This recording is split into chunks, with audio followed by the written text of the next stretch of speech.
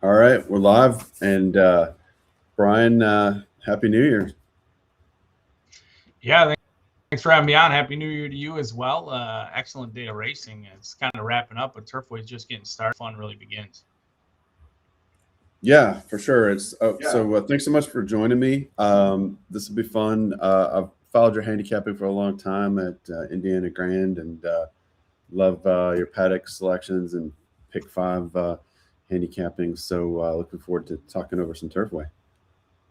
Yeah, thanks for having me on. I really appreciate it. Those pick fives turn a little into a lot, especially at a place like Turfway. Kind of draws the eye and the allure. But recently, you've had to become a lot more efficient.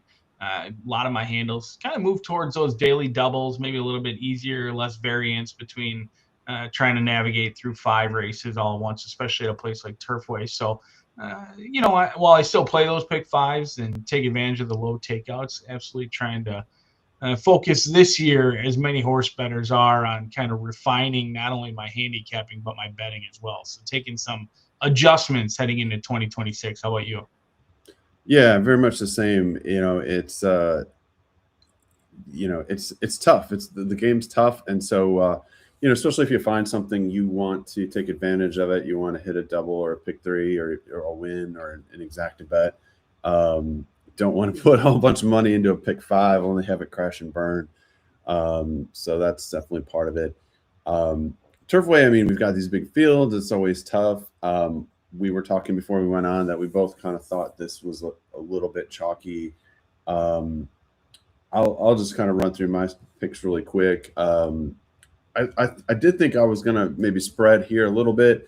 I had the 3, 5, 7 as sort of A's and the 4 and 9 as a B, and just kind of like try to get through this race. The second, I was looking at the 4, 11, and 12. Race 3, I had the 7 as an A, 2 and 5 as possible Bs. Race 4, I had the 2 as an A, the 8 as a potential B, and then that last race, the maiden race, race 5, the 8 and 11 look fairly chalky as kind of A's. I was gonna maybe play the 1, and then I'm a little intrigued by the 3 and the 10. So I don't know if they become a B and a pick 3 or something like that. How about yourself? Yeah, I mean, I thought this race was challenging to kick it off. It was a race that, one that I would typically personally probably sit out just because I thought it was very challenging. It's a non-winners of 2, mile and a 16th. I mean, immediately I look at Agent Kelly and think, well, this horse probably should win in the 3.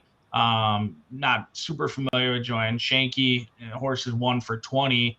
And then, kind of started looking like, well, this is a horse that, yeah, he should win, but probably has had 19 other chances that they should have won.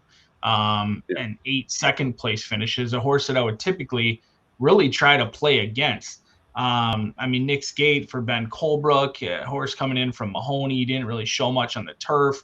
Actually ran on the undercard on Kentucky Derby Day last year against Fountain Lake, but there's just not much to write. I mean, they brought the horse over to Mahoney after Thistle Downs. Shortstop, very similar to the favorite in Agent Kelly. I mean, another horse who's had numerous chances on paper, looks to be the part. They're waving the white flag on the claiming price, going right back down to the level that they claim this horse, getting cut in half on the claiming price. But again, another horse who's 1 for 20. Lone Speed on paper, I'm not sure how you saw the pace scenario setting up. I thought Finn McSorley looked like Lone Speed, but I also think he's got a lot of stop to him. Did you see anyone early on who's likely to go with Finn McSorley? Like me, if I don't like Finn McSorley, which I really don't, I would probably be looking for other speed, but I just didn't see it in this race. Did you? No, and I like how you put that. He's got a lot of stop to him. Yeah, and it's just one of these kind of damned if you do, damned if you don't, right? Because he's going to be out there on the lead. He does have some talent. He's 4-1. At the same time, he has every right to not continue. So what do you do, right? And yeah, I thought shortstop has to come off the pace a lot more, but he's got some things to like about him. Agent Kelly, I mean, I didn't really see 3-2, but obviously he fits. And then I was kind of lukewarm on this 4. I wasn't really sure what to do with the 4, and then I was kind of intrigued on this 9, but maybe the 9 could go a little bit. I don't know. That's probably Yeah, I mean, this is an intriguing race. It's an interesting one to kick off the card at Turfway. It feels very Turfway-esque as they load. I mean, I could see anyone 3 through 7 winning this race realistically. If there was anyone, maybe yeah. I'm using my turn eats too much and trying to take a stab, but you can do a lot worse with Connect the Brox. And Kieran Whittick, she had a great season at Indiana. She won a lot of races in which didn't make a whole lot of sense on paper. This horse is stretching out for the first time, trying synthetic for the first time. I kind of know what the others are, and that's Yeah. kind of the horse that's an unknown for me. And you don't really have to bet too much if you're playing a 30-1 bomber like that. So. Yeah, exactly. So, all right. Hope everybody got your wagers in, and I'm gonna. So, did you play double or pick 3 on this one to 3, 5, 7? I did do pick 5. I went 3, 5, 7, and then I used my 9 just because it just kind of intrigued me with, like we were saying, not as much speed out there besides Finn McSorley. So.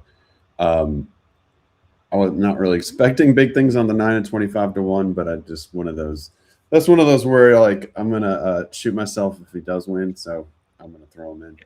You're using it because it's Turfway. You've seen Turfway, you know how those go, and if you're anything like me, you throw in every bomber that doesn't win and don't use the ones that do. Yeah, exactly. But I think, like we're talking about, you could get a little chalky, so there's some potential singles on some of those single A's coming up, maybe for a double and pick 3. And so, but like you were saying, this is kind of the trickiest one of the bunch. So curious to see how this goes. We got three 25-1s on the lead. Yeah, and you got horses behind them that they're proven to not love to win. The 5 missed the break. He's got a lot of work to do from back there.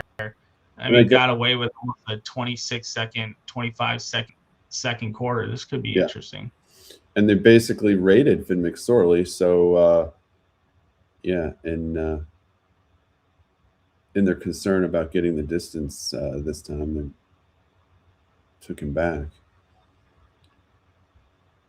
Here comes Agent Kelly, Finn McSorley, and they're all just kind of running in place.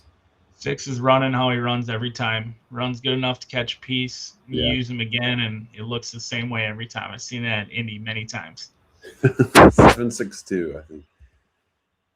That's a good price on Finn McSorley, though. He looked like one of the ones that made a lot of sense in there. Kira Mori taking over from Simpson, second time synthetic out there. I think it was a great choice to rate that horse, though, today. If he went to the lead, I don't think he gets there. Talking about horses from Indiana, have you paid attention like how they're running in Turfway, or maybe who can run well, or anything? I pay attention, not necessarily maybe so much how they run at Turfway, but more the sneaky connections, trying to use what I remember from jockey trainer connections, their tendencies, who's just using it as an out and who goes to Turfway to really get some money and sneak some good ones in. The one thing that surprised me is how well Gennaro Garcia has done at Turfway. I know he does well everywhere, but I would have thought that his bread and butter is kind of at Churchill and Indy, but he's winning at 17% at Turfway, which not many can boast that they're winning in double digits, especially at Turfway. Yeah, that's great. One of the things I wanted to ask you about Indiana is the turf can just get so forward so often. And so, it's something that you can adjust for in the summer in Indiana. But I always try to keep an eye on the closers, a horse that can close, or a nice close for second or third, or someone that can close and win on the Indiana turf. I feel like those are ones that can go and win elsewhere. I think last winter at Gulfstream, Brendan Walsh won with a horse that had closed on the Indiana turf and won at Gulfstream, which is hard to close there.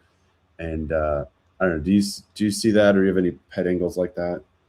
Yeah, no, the name's evading me right now, but there was another Indiana turf horse who debuted at Indy on the turf. There's been some good ones that debut on the turf, get their maiden breaking score there, and then ship elsewhere. This horse, can't remember, for one of the up-and-coming younger Kentucky trainers that went over to Kentucky, went off for like 60-1, won there, and then I think actually went out west for the Breeders' Cup and ran an undercard on the stakes race there and ran admirably. But when it comes to like the turf in the summer, those are things that I've kind of adjusted on. I used to never, like, I'm not a big rail person, or I'm not like it's a gold rail, or it's all speed today.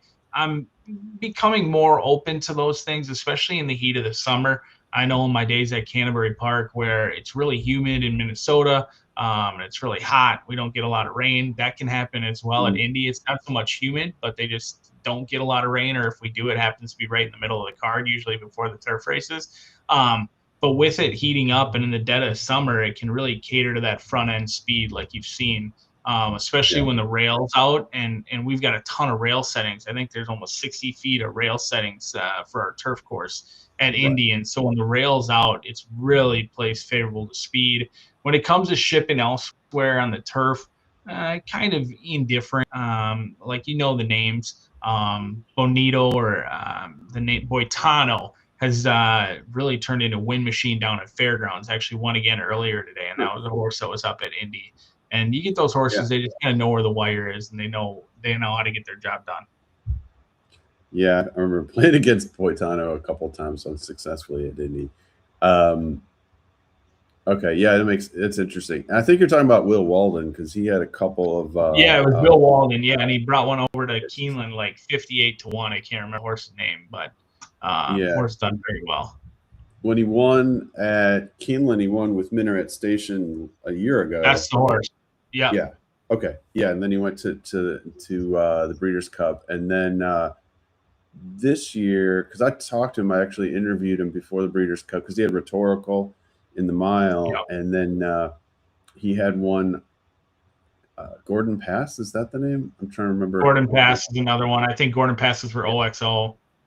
Yeah, and he really liked it. He was excited about it. As far as it was the Breeders' Cup Juvenile Turf, and I'm looking up right now. Oh, he beat one horse.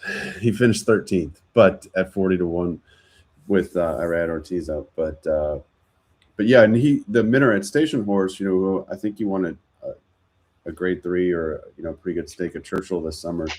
He said they were actually trying to run that horse in the Breeders' Cup Juvenile Turf in 2024, and he didn't get in the race, and so that's why they brought Gordon Pass this year. But he said he loves to start his 2-year-olds on the turf up at Indiana.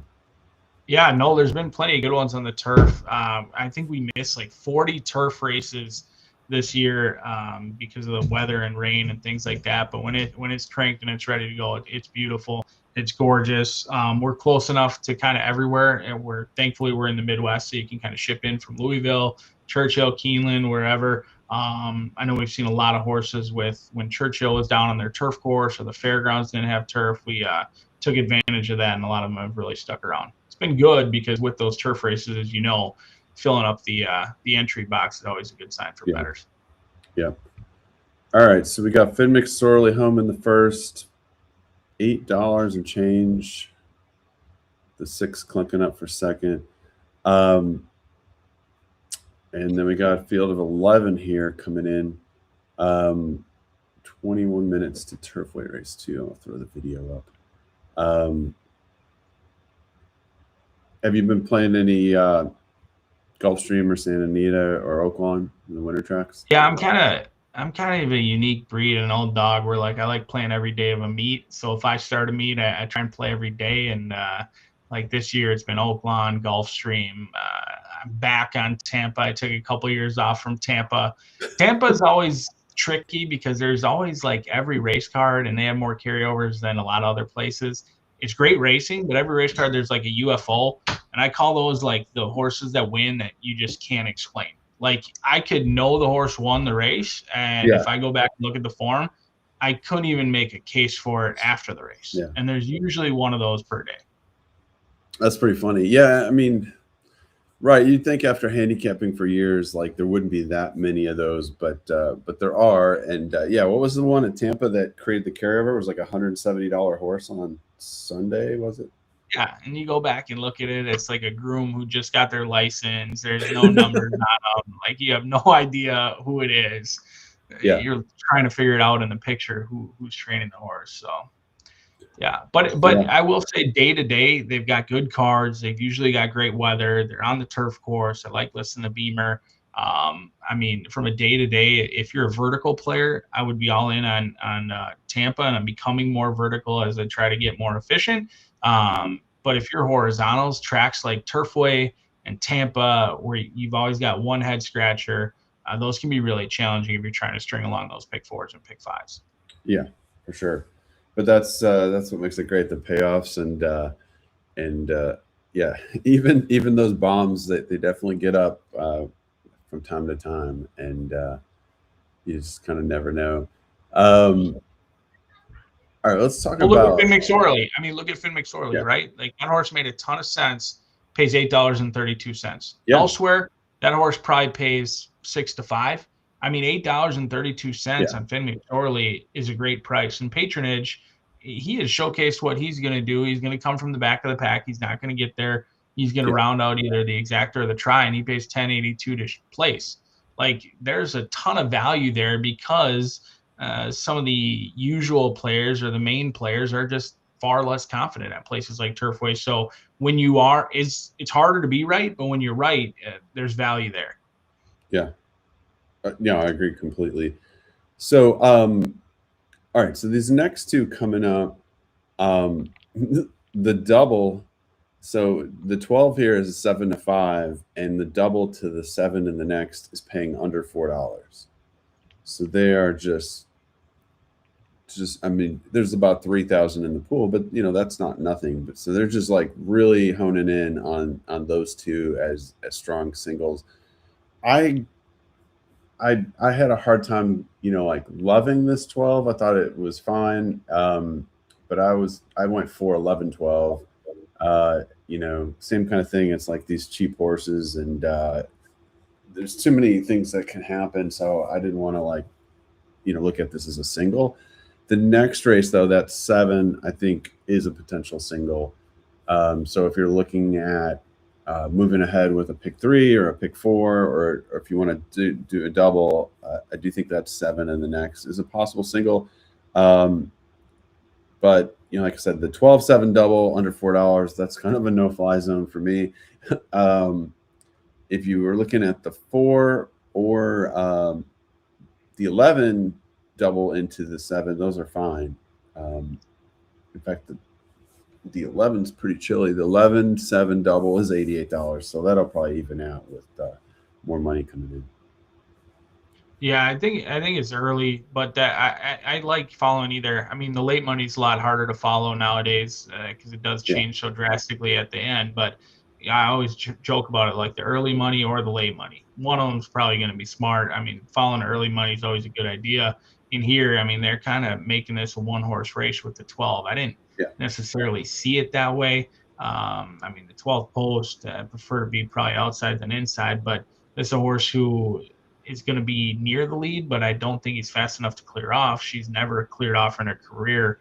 Another one that you could probably look at this and say that it's a red flag class drop from 30 down to 75 and cutting back from a mile. I'm not sure how keen she's going to be on getting that lead. I didn't know how the trip was going to play out from the 12th post, cutting back from a mile to 6 furlongs in here on a horse who you could argue has route speed, but probably isn't quick enough in this group to get near the lead. How did you see it shaking out from a pace perspective? Yeah, I mean, it's just I didn't know how to play it either, in the sense, like you said, you're dropping from 30 to 7,500. Just a big drop. There's a horse that's got 2 wins, but well, one was turf sprinting, the other was here routing a Turfway, and so now you're asking this horse that started out 9th by 8 in a mile race last time to somehow get near the lead in a sprint, even though it's dropping in class. So I mean, it's definitely possible, but yeah, I don't know. I just thought there was enough question marks going on to throw in the 4 and the 11. The 11's got pretty much the same class drop. I mean, it does have the same class drop as the 12. They're coming out of the same race. The 11 ran more early and then just sort of stopped. But the 11 comes back with a really nice workout. So I don't know if there's some potential there to reverse things. But again, you're talking about another router, sprinting. So with that in mind, that's why I kind of got to the 4. I thought the 4 had a bit of speed to kind of be up front here. Same kind of thing. The 2 is coming out of routes. The 9's coming out of 1-turn mile at Churchill, and it doesn't have. I'm sorry, the 9 doesn't have a ton of speed. So the 4 was kind of one where I thought he would be out there, and so that's how I got to the 4, 11, 12.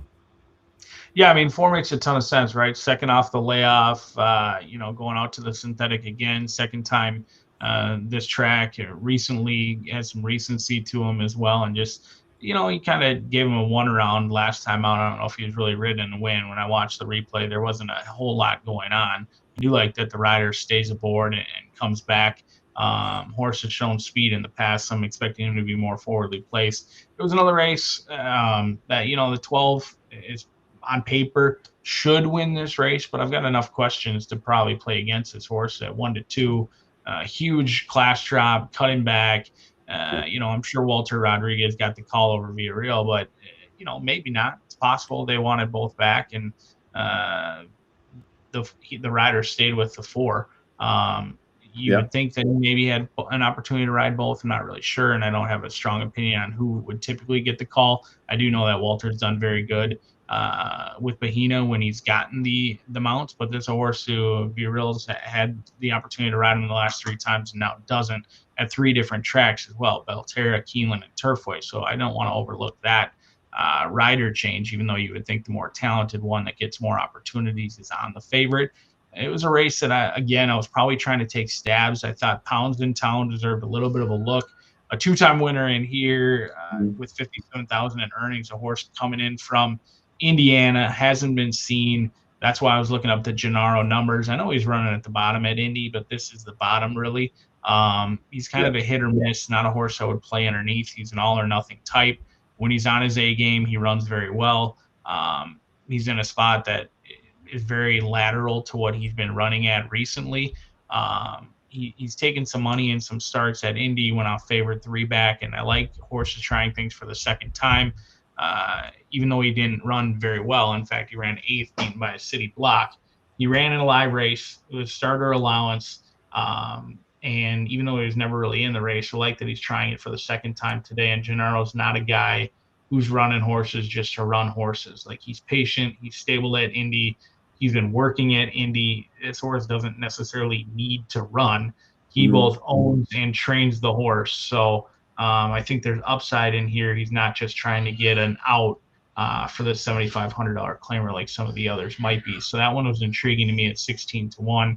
And then this is a stab. I mean, if you're following the Will Pays right now, this horse virtually has no chance. But anytime you've got like a trainer that you're not familiar with that is winning at a very high rate at a track like this, I'm cautious. And this trainer, it looks like he's only got 2 horses, Wiley T and Princess Eleni, and he's got 2 wins from 12 starts, winning at 17%.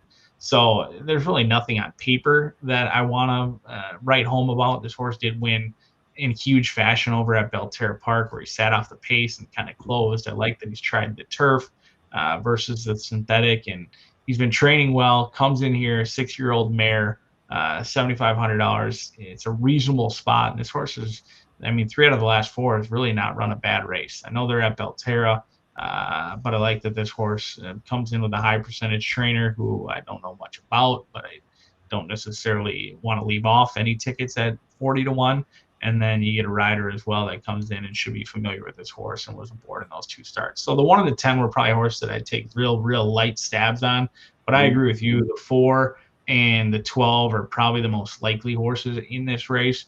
But they're easy horses to kind of look at and put some chinks in the armor. Yeah, for sure. That's really interesting on the 10. Run some, okay races at, at Belterra there, 1-2 in a row, and then stepped up to something that I guess it's not quite comparable to this, but the speed figures are going up, and it's always so interesting when you have like these trainers, right? Where you've never heard of him. He's got 6 starts on the year. He's won 2 of them, and so it's like you don't want to close the door and say, I mean, who knows what the potential is with the trainer, right? There's just not enough data. So, if the guy's on his way up, this would be the time to get involved. Yeah, no, I mean, I like that he owns the horse as well. He's in that owner's list as well, so he's got a piece of the action as well. And it's not one that he privately bought into. Like, I'd like it a lot better if an owner name showed up and he hadn't always been on it, but it looks like he's had this horse throughout. He's only got 2 stables, so kind of a small outfit, but he's got a low-level claimer, fairly competitive, even though they've gone through the conditions quite quickly. Even though it's a lightly raced 6-year-old mare, I mean, they've got the maiden breaking score, won the N2L next out, and we're very close in that 3L back in September.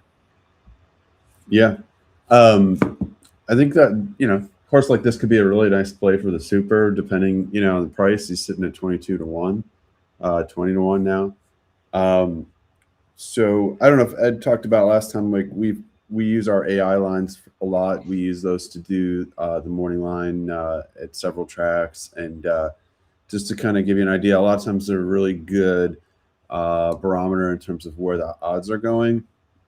But on this 12, so our sort of morning line, if you will, we've got 2 versions. Has one's at 3-2, and the other has them at 6-5. And then our fair odds, which is like what should this horse be? Our 2 lines have them at either 3-2 or even money. So that's a pretty good indication that the 12 could come down even from the 3-2 to 6-5 or even money.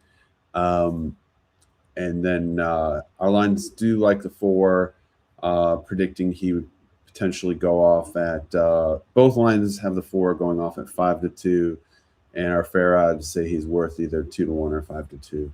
So very much. Yeah, no, that's great. I think HRN's done a great job, kind of isolating that market of morning lines. We all know the bad ones, and you guys have been able to put out some very consistent lines, and not an easy market. It's a thankless market on those morning lines, but bettors should continue to use them as long as they're there. I mean, we all know the bad morning lines, and there's good morning lines. Certainly, I think the one thing that is easy to identify is that, if you think you're getting a 20-1, but everyone knows that horse is going to be 7-2, it's really not value. It's not value if it's not 20-1. Where I think one thing that I've learned and become accustomed to is there's actually some morning line favorites, even though they're bad morning line favorites, that if they come home to score at 7-2 or 4-1, that could all of a sudden be a separator, even though it's a 3rd or 4th choice. Everyone kind of played against it. They didn't think there was much value.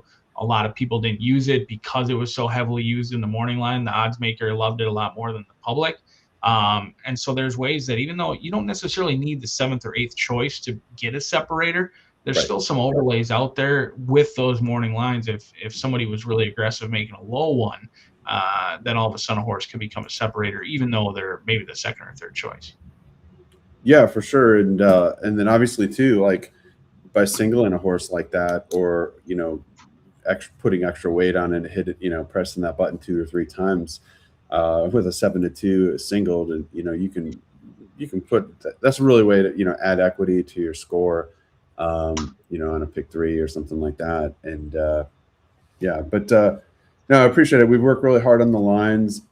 We currently do the lines for Santa Anita, Laurel, Louisiana Downs, and Colonial Downs, and it's gone really well. And it's helped us. We've learned a lot about predicting lines, and as the computer players are getting better, everything's getting sharper. So to some degree, if you can, and you can even see in the doubles and the pick 3 wheel pays, if you can see where things go, you can trust them.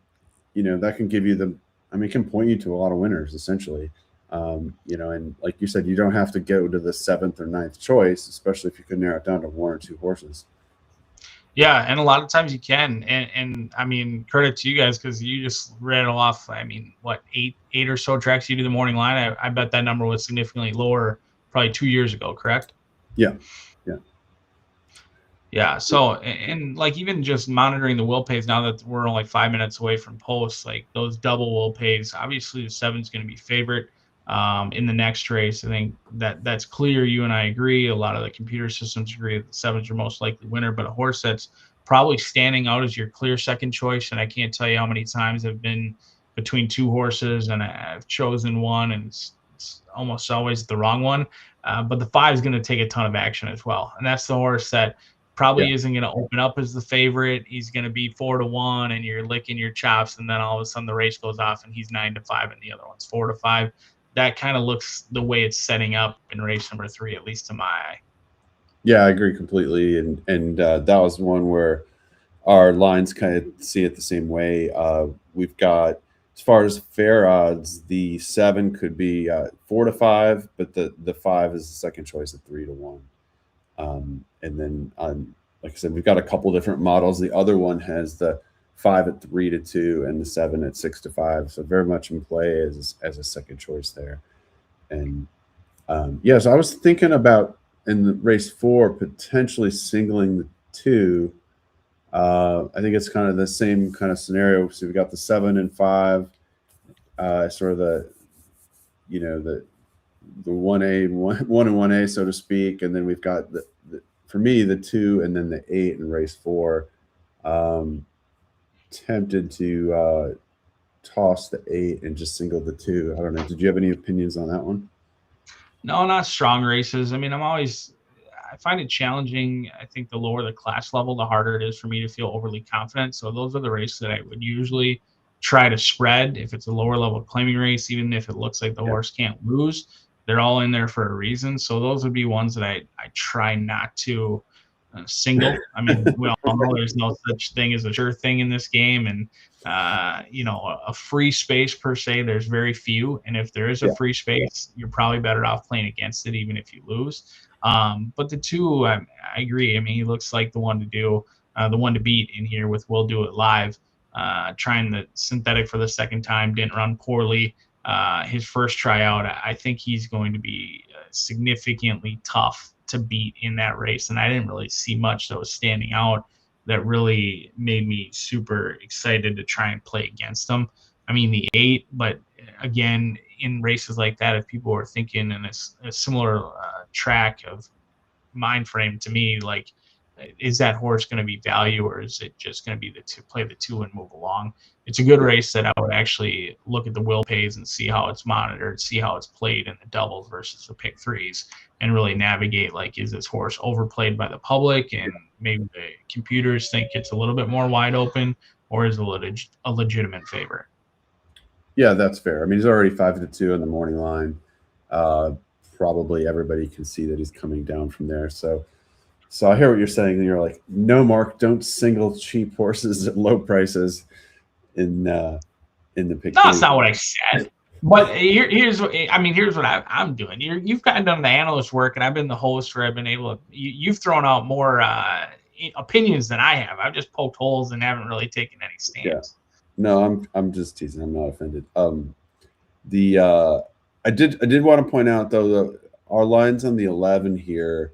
We've got, like I said, 2 lines. One of them has the 11 at 2-1 as a real strong second choice. The other one 5-1, and so that was one of the reasons I got on the 11. 9-1. It's kind of interesting. It's the 11 and 12 are sort of coming out of the same race. I mean, they're coming out of the same race. The 11 was speed horse. The 12 was a closer, but now they're going route to sprint. So. They could both be a little bit further back. So potentially the 11's a little bit overlooked. Plus, they kind of wrapped up on it and finished 10th by 20, but comes back with a really nice workout. In fact, a bullet workout here at Turfway.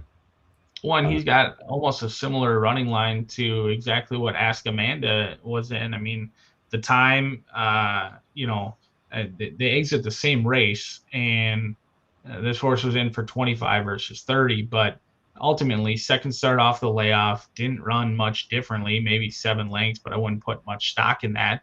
And then last race, they were going off at 15-1 versus 10-1. So there wasn't a whole lot of, huge separation last time out, but this time they've bet one of the animals down to 6-5, and the other one's sitting on the board at 9-1.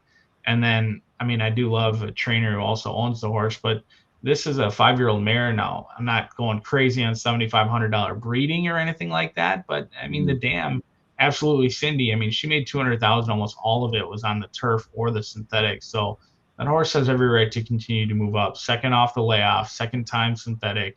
Moran, I don't know much about, but wins at 16%. You can do a lot worse with a 10-1 shot. Yeah, for sure. I mean, it's Turfway, so you never know, things get open. So good luck everybody in the second, or if you're playing doubles, pick threes, pick fours, whatever you got going. Wow, there we go, even money on the 12. So they made it a one-horse race kind of throughout in here. I'm interested to see where he lands from a pace perspective, because I don't think he wants to come from too far out of it. And my fear, if I needed him, would be that he gets hung out with a really wide trip and kind of grinds home in the lane. Yeah, and I mean, I guess this horse had showed speed, on the dirt, sprinting in 3 of his last 5 starts. So it doesn't really have to be that far back. I guess maybe just something happened last time. So 4, 7, 11 for you? 4, 11, 12. 4, 11, 12. Got it. Yeah. How about you? I didn't play this race again. I kind of like to see how the day is going. I didn't love that much in the early part of the card. 3-5 on this 12. Yeah, crushed. For some reason, the 4 is way in the back, but it seems to be moving up on the inside. So 12's up there, but 4 and 11 are right behind. So see if this 12 crushes here as advertised at 3-5. Wow, yeah.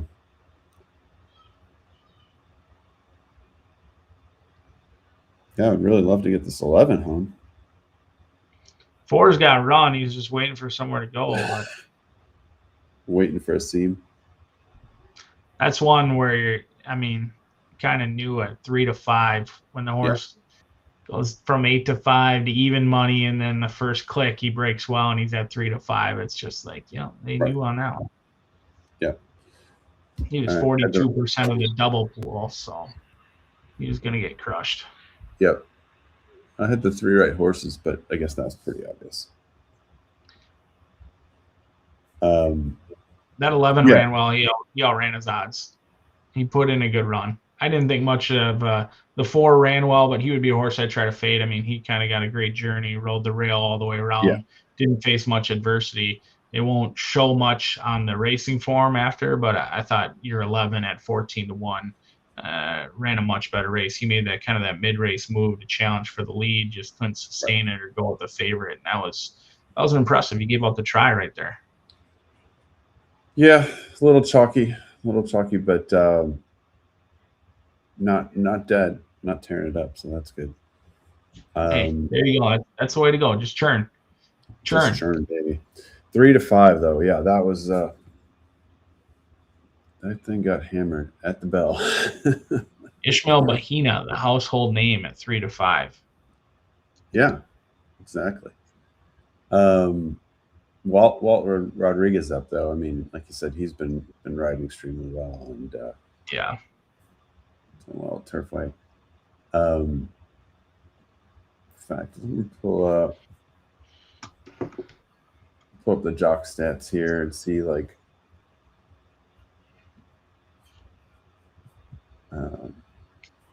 I mean, he's leading the colony. He's got 22 wins. Next closest is Machado at 13. I don't know how out of date that is or not, but he's been crushing it. Yeah. So yeah, I like to look at. We've got like our impact stats, which kind of like is a little bit more like of an ROI stat. And let's see if I can pull this up here. All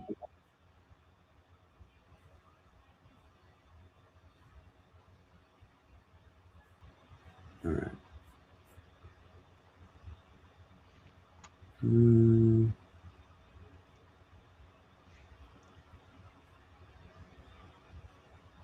Yeah, I definitely am suffering from too many tabs open.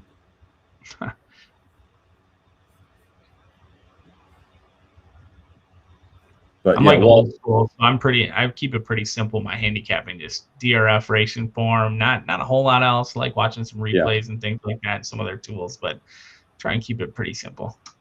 yeah.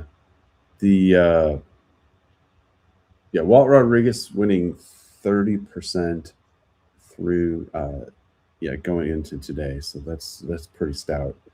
Let's see here. Trends. Yeah, that's the problem. All right. Now I can't get it to quite go. Let's see if this will work.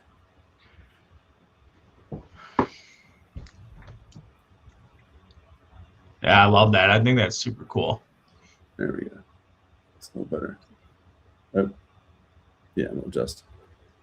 Yeah, so the impact you've seen, that's trying to it's trying to do a better approximation of ROI. But look at that. So a plus 72% impact.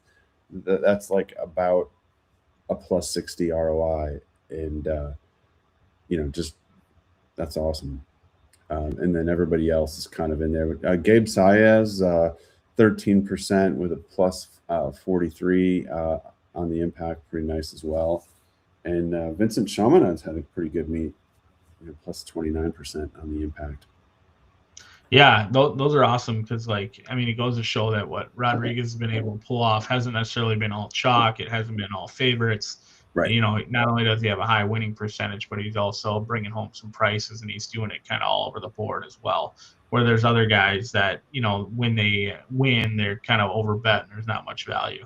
Ramos sticks out along with Fernando de la Cruz, two guys that have routinely dominated the Indiana circuit. Have kind of, frankly, been overbet a lot of times here at Turfway. Yeah, and I mean, that's an important one, right? I mean, on a Turfway that's synthetic, it's a hard track to ride. You've got big fields. It's hard for us to handicap, but if you can, handicap the riders who, between them and their agents, have kind of got things figured out, they're getting horses in the right position. That can go a long way. And then just, again, on how to read this, if you go like at the bottom, Victor Carrasco, his impact of minus 4% is essentially like a break even. So basically where he's winning 12%, we're looking at the odds of his 43 starters, and he won 5, and basically impact wise, he should have won about 5 races out of those 43s, which is what he did.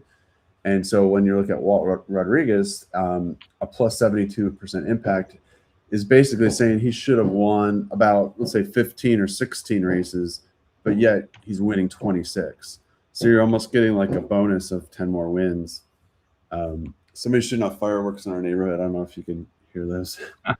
Well, I live in Minnesota or Minneapolis, close to Minneapolis, so I never know if it's fireworks, gunshots. I'm sure you're pretty confident yours is fireworks. Mine, you just might not know.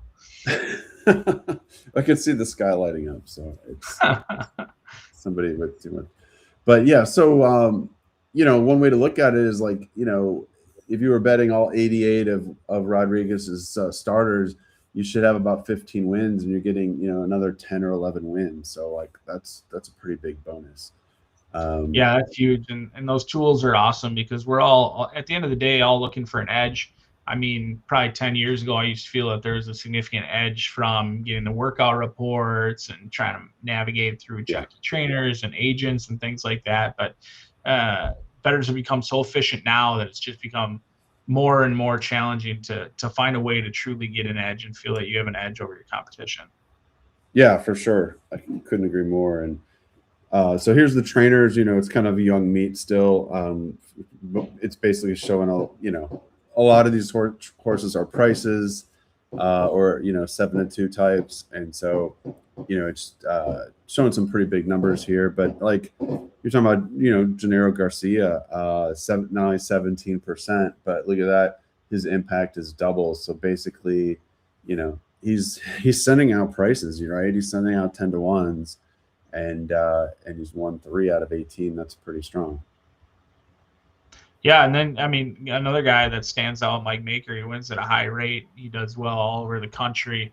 I mean, many years ago, I used to just think of him similar to Chad Brown as just a turf trainer or dominating those marathon races. But he's really kind of navigated the waters that he's been competitive on dirt, turf, long, short, whatever. But with that success, also, it's hard to maintain that value. And I mean, that number sticks out to me that he's usually overplayed. He's frankly overbet. Yeah. Not only at Turfway, but kind of around the country, even though he wins at such a high rate. You don't get value very much from Michael Maker anymore. And you can look at that with owners as well. Like you can even run it deeper, like my racehorse. A lot of people have an opinion on that or whatnot, but if I see him on the racing form, I don't. From a fan perspective, I don't care if they win or lose, but from a better perspective, I'm trying to beat that horse. You've got hundreds of people that are going to be betting their money whether the horse makes sense or not, that it's creating value in other places. You see it a lot with the Kentucky Derby. If so-and-so bets a ton of money, or kind of that wise guy horse that's getting a ton of love, it does create value in other places. And those are the races that, even if you don't have a strong opinion, it's probably wise to try and take advantage of. Yeah, for sure. And then we've got some other graphics here we have as well. I'll just pull right up it. Just look at if we can look at like the all-weather at Turfway. So if we're going to go with sprints, I'll just go to the big screen there. So that's pretty interesting, right? So 45% of the winners kind of coming from this middle stalking tier, but really look at that, 80% pretty much coming from from the lead to 4 lengths back. And so Turfway is a track where we're accustomed to some deep closers at times, but at least so far this year, and it's been warmer this year, I think, too, for the most part. We had some cold days, but I think it does help speed a little bit when the track is a little bit warmer. It's got a little more bounce to it, and I think those are historically fairly forward stats for Turfway. Yeah, for the most part. And then another cool one that I always enjoy too is like average payoffs. Being a guy who plays every day of a meet and things like that, with the championship meet and whatnot, like sometimes being a horizontal player, it felt like, gosh, should I really be playing these pick fives on Wednesday or Thursday, or should I just isolate them to Saturday or Sunday? I know you guys have tools that you can find the average payoffs of the pools, the day of the week, certain data sets. I'm sure Turfway is probably up for pick fives, what their average pool size is and whatnot, where, if you're looking at it, you can see what a pick five usually pays and maybe try to calculate how much of your handle should be going into certain pools. Yeah, for sure. We definitely can. There's some fun stuff that you can pull with all this data. Ultimately, though, it goes back to, like the value of like, do you have an opinion? Can you leverage that opinion? And, is there enough pool size and sort of volatility if you're going for something bigger? Like you were talking about, just trying to like look more at verticals and as the games get more challenging. For me, I've kind of tried to focus a lot more on first timers and second timers, and it seems like there's always a lot more value in the younger horses. It just, once they've run 10 times, everybody can see kind of the same thing. So, we've got a first timer. There's all the things that go into picking first timers. We have a first time power report, which I use every day. It's tremendously helpful in terms of like stats on the trainer, and there's also some prediction stats on how the horse is working, how fast it's working, how it compares to the field, both the other firsters and the ones that have run already, and so that's really helpful. And then when the horses come back second time, you get that improvement second time. I've seen stats. People talk about the second time starter is probably one of the best bets in racing. And a lot of times they just improve out of nowhere. So it's always helpful looking at second time starters. And if you can kind of whittle that down, I don't know. To me, like you can get more opportunity in those types of races than, just horses that have 30 starts. Yeah, no, I agree. And I think even though the computer systems and the programs have become more efficient, there's still outliers out there. First time starters are one of them. They'll never be completely efficient on first time starters. Also, another one that this is kind of unique, and I'm not sure I have any justification or any backing from statistics, but I happen to still enjoy the rare off turf. Now, I don't like them coming off the Yeah. turf because of the stretches and whatnot, but I will say that there's far less efficiency in the pools when there's a surface change. I'm not sure. I know they switch and they navigate, and I know they're incredibly sophisticated. However, there seems Yeah. to be horses that are big overlays in those off turf events that you can still certainly find some value, and all of a sudden it's significantly overpaying in the surface changes. And then what you talked about with those first time starters, the computer programs will never be fully efficient on first time starters. Yeah, there's just no way. I mean, it really. I mean, I know there's workout reports and other things. It is sort of its own special animal, trying to pick first timers. But no, I'm with you. Like off the turf, I would say I love to look at that, and sometimes there's something there, sometimes there's nothing there. I loved playing off the turf at Indiana. A lot of times when it got muddy and so you've got these turf routes, right? And so then it goes, to slop on the dirt, and it seemed like speed would be so good. And so, especially like in the first half of the meet, I think it took a while for like all the riders to really realize that, or maybe the connections is like, okay, you need to send here. But playing speed on the inside, caught a couple nice payouts and, keep some nice stuff. And then you can play them when they come back too, right? So it's like, for me, again, a horse that tried to route in the slop, coming off the pace at Indiana, I'm like, okay, this thing has no chance. So I would just draw a line through all those when they come back, and that worked out well too sometimes. Yeah, it's kind of fascinating. And like you said, once there's 10 races, everyone's kind of looking at the same stuff. And a lot of times, what we feel might be value is kind of sniffed out by everybody at the same time. And if we're all on the same thing, it makes it very challenging to make money over the long run. So you're singled on everything and playing this 7 quite heavily then in the upcoming third with 12 minutes to go? I wouldn't say playing it heavily, but I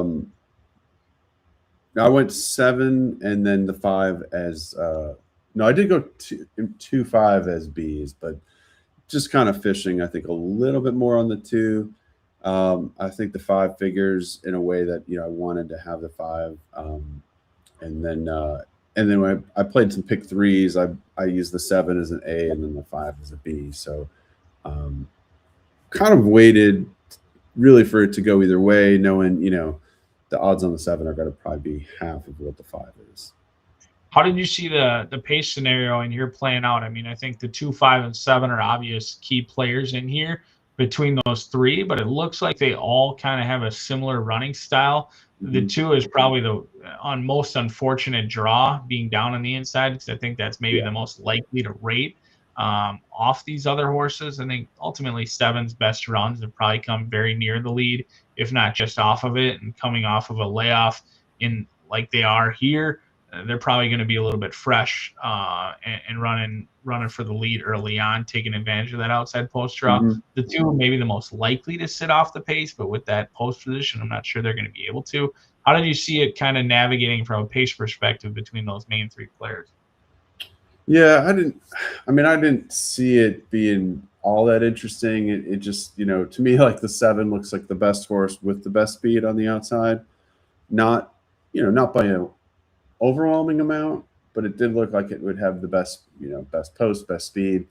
The 5, I think in some ways the 5 to me looks a little bit covered by the 7, but it's horse racing. 7 could break slow. Who knows what happens?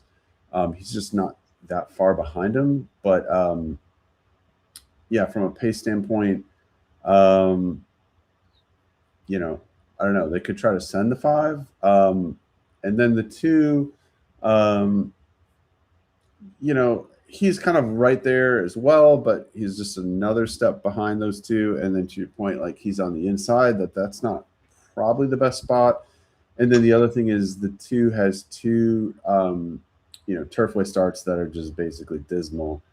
And I don't know how much, you want to factor that in, but it's probably, he's about 11 or 12 races back. He finished 8th by 49 and 6th by 24 on the synthetic in his only 2 tries. You were talking about Gennaro Garcia, obviously good trainer. Horses working on the synthetic, so I would tend to trust a trainer like that he's going to try him again. But it's kind of, for me, it's always in the back of my mind when I see those 2 starts being so poor. Yeah, and there's really 2 ways to look at it, or try to figure this one out. I mean, single to 7, maybe throw in the 5. Those are the ones that I'm trying to become more efficient on.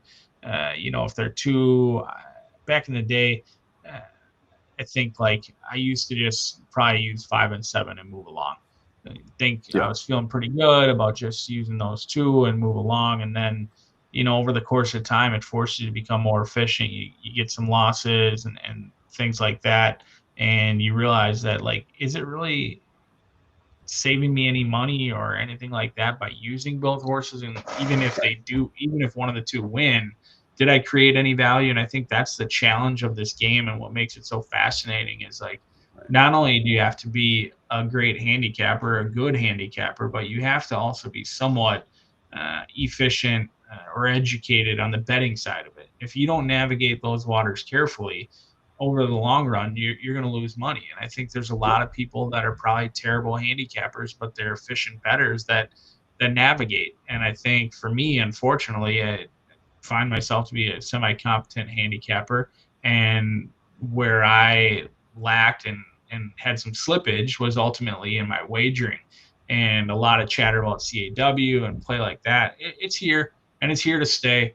There may be some restraints on it, but I think we all, as bettors, just need to find ways to still create money, create value, and put more money in our pocket, regardless of if it's kind of trying to retrain yourself to ride a bike or things like that. So when it comes to like handicapping this race, I mean, old days, I'd probably just use the 5 and 7 and move along. I think they're the most likely. It's a confident move to run the 7 in this spot off of a layoff, running and protected. I mean, it finds a great spot, starter allowance, right? This is a horse who've been running for 5 a lot of the season last year, and no one's going to question running in this spot. It looks like a great spot to get the horse off the shelf. They thought enough of this horse, not only to bring him to Churchill not once, but twice, and then also to Keeneland as well, and didn't run poorly by any means. Ran against some absolute monsters. The 5 had been facing Night Kiss. I know there was Night Kiss against Sassy and Bold as well. That was a horse for Tommy Medina, who cleaned up Horseshoe, Indianapolis, and I think was 6 for 9 this season, banked over 6 figures. So those horses, I know that they've been running in some consistent races against some consistent animals as well. They're strictly the horses to beat. In a race like this, I'd probably try and go outside the box, maybe start a double or key in on like a rolling pick 3 or something with a horse like the 3. If the 2, 5, and 7 do go fast, the 3's got upside. I think it's a very obvious horse that's very easy to get overlooked in here because they just won recently off of a long layoff by December 12th. Got a great setup. They went fairly quick on the front end, had a very clean run, kind of ran away and hid. But what maybe stood out to me the most is, like, Nancy Adams is not a household name by any means. Now, she's got a decent amount of starts. She's got almost 700 starts. But, like, she's not a household name where you expect that horse to get bet down. So for that horse to go off at 6-1 off of a lengthy layoff after really nothing jumping off the page. Now, what I'm not sure about is how terrible that field was, right? It might have just been a field of mules, but that horse got some love, ran very well, now comes back reasonably spaced, and could get some pace to set up again. I mean, it's a horse that it wouldn't take much to run back-to-back, and with these claimers, if you get them going in the right direction, oftentimes they can be good for at least a couple of weeks or a couple of months. And that one, I think, has some upside in here at 9-1, especially coming in off of a win against Similar last time out. I think the 5 and 7 should assure that this pace is going to be at least honest on the front end. What about, and I did have some similar thoughts on the 3. I kind of noted it. This is like potential like trifecta or exacta horse. What about just like a 7-3 exacta? That's $28, 27 to 1. Yeah, not terrible by any means. And the problem is the exactas lately, I don't get a good sense of what it's actually going to end up with. Even though the pools are huge, they Yeah. are fluctuating quite rapidly. I think Yes. exactas are where the computer programs are currently probably one of the most efficient. I would say the win pool is where maybe, at least in my opinion, there's still the most value in the win pool and the doubles. I love exactas. I love playing exactas. I'm kind of fascinated with them. Mhm. Anything outside of that, trifectas and superfectas, even though I get a little bit more rebate, a little bit more kickback, hell, I find it hard enough to find the winner, let alone who's going to be beaten by 12 lengths and Yeah. maybe ride the wire, maybe not. So, like, I try to keep it isolated to win pools and maybe exactas, doubles, things like that. I think in this race, yeah, that exacta certainly makes sense. Like 7-3, $28. It's not being played very heavily. Yeah. And the 5 and the 7 are almost interchangeable in the exacta pools right now. You're not getting a whole lot of bang for your buck there. 7-5 is 882 and 5-7 is 1114. But I think the 3 could make some sense if I were playing a trifecta or superfecta. I like to key in on favorites or second choices, maybe not in the top slot. Like if I'm going to play them in a race like this, and I'm not, I would probably play like the 1-3 on top, potentially underneath the 2-5-7, because if the 5 or the 7 win, it's not one that I'm going to cry or lose sleep over. I've always said that I've never like been super bummed that a 1-5 shot beat me or I didn't pick a 1-5 shot, but there's been plenty of times where I'm trying to navigate my ticket within my budget and I threw off, the 20 to 1 while I kept the even money shot. And that can be something that takes some time to learn and unfortunately some painful experiences before you figure those out. Yeah, for sure. Yeah, the 1 was interesting as far as prices. I thought in addition to the 3, the 1, this is a horse with better synthetic back form. Um, some pretty decent races. And the 9 is a little bit interesting. This is one of my closers on the Indiana turf. Won 3 in a row this summer at Indiana, Andy Express, and this horse just hates the dirt. She is 3 for 4 on the turf and 0 for 8 on the dirt. And so now you're trying synthetic, and I don't know a lot of times, so I won't pull up the stats, but where is it? We have a sire move stat. So Unbridled Express dirt route, they win 15%, so that's good. And then with a synthetic sprint, her sire's winning 25% with an impact of a plus 143%. So really good stats, not only on the sprint here on the 9, but also on the switch from hating the dirt. Well, she hates the dirt. Her sire is decent on the dirt. And I think if I remember right, I think the mare only had like 2 starts, maybe one at Santa Anita, one at Del Mar. I think they were both on the turf. The Sids have been all turf. This is one I actually felt sorry talking about all summer long because, you talk about the highs and lows of the game, and what a high it was for Cal Soriano, who picked up a $5,000 claimer and then racked up 80 grand. But what a painful loss or miscalculation by breeder. Paul King and Aaron West trainer. They dropped this horse in for 5. They had just been the beaten favorite for 15. I'm sure they didn't think they were going to get tagged. I mean, they ran for 15, didn't really run a step. And they dropped this horse in for 5 pretty early in the season, like June.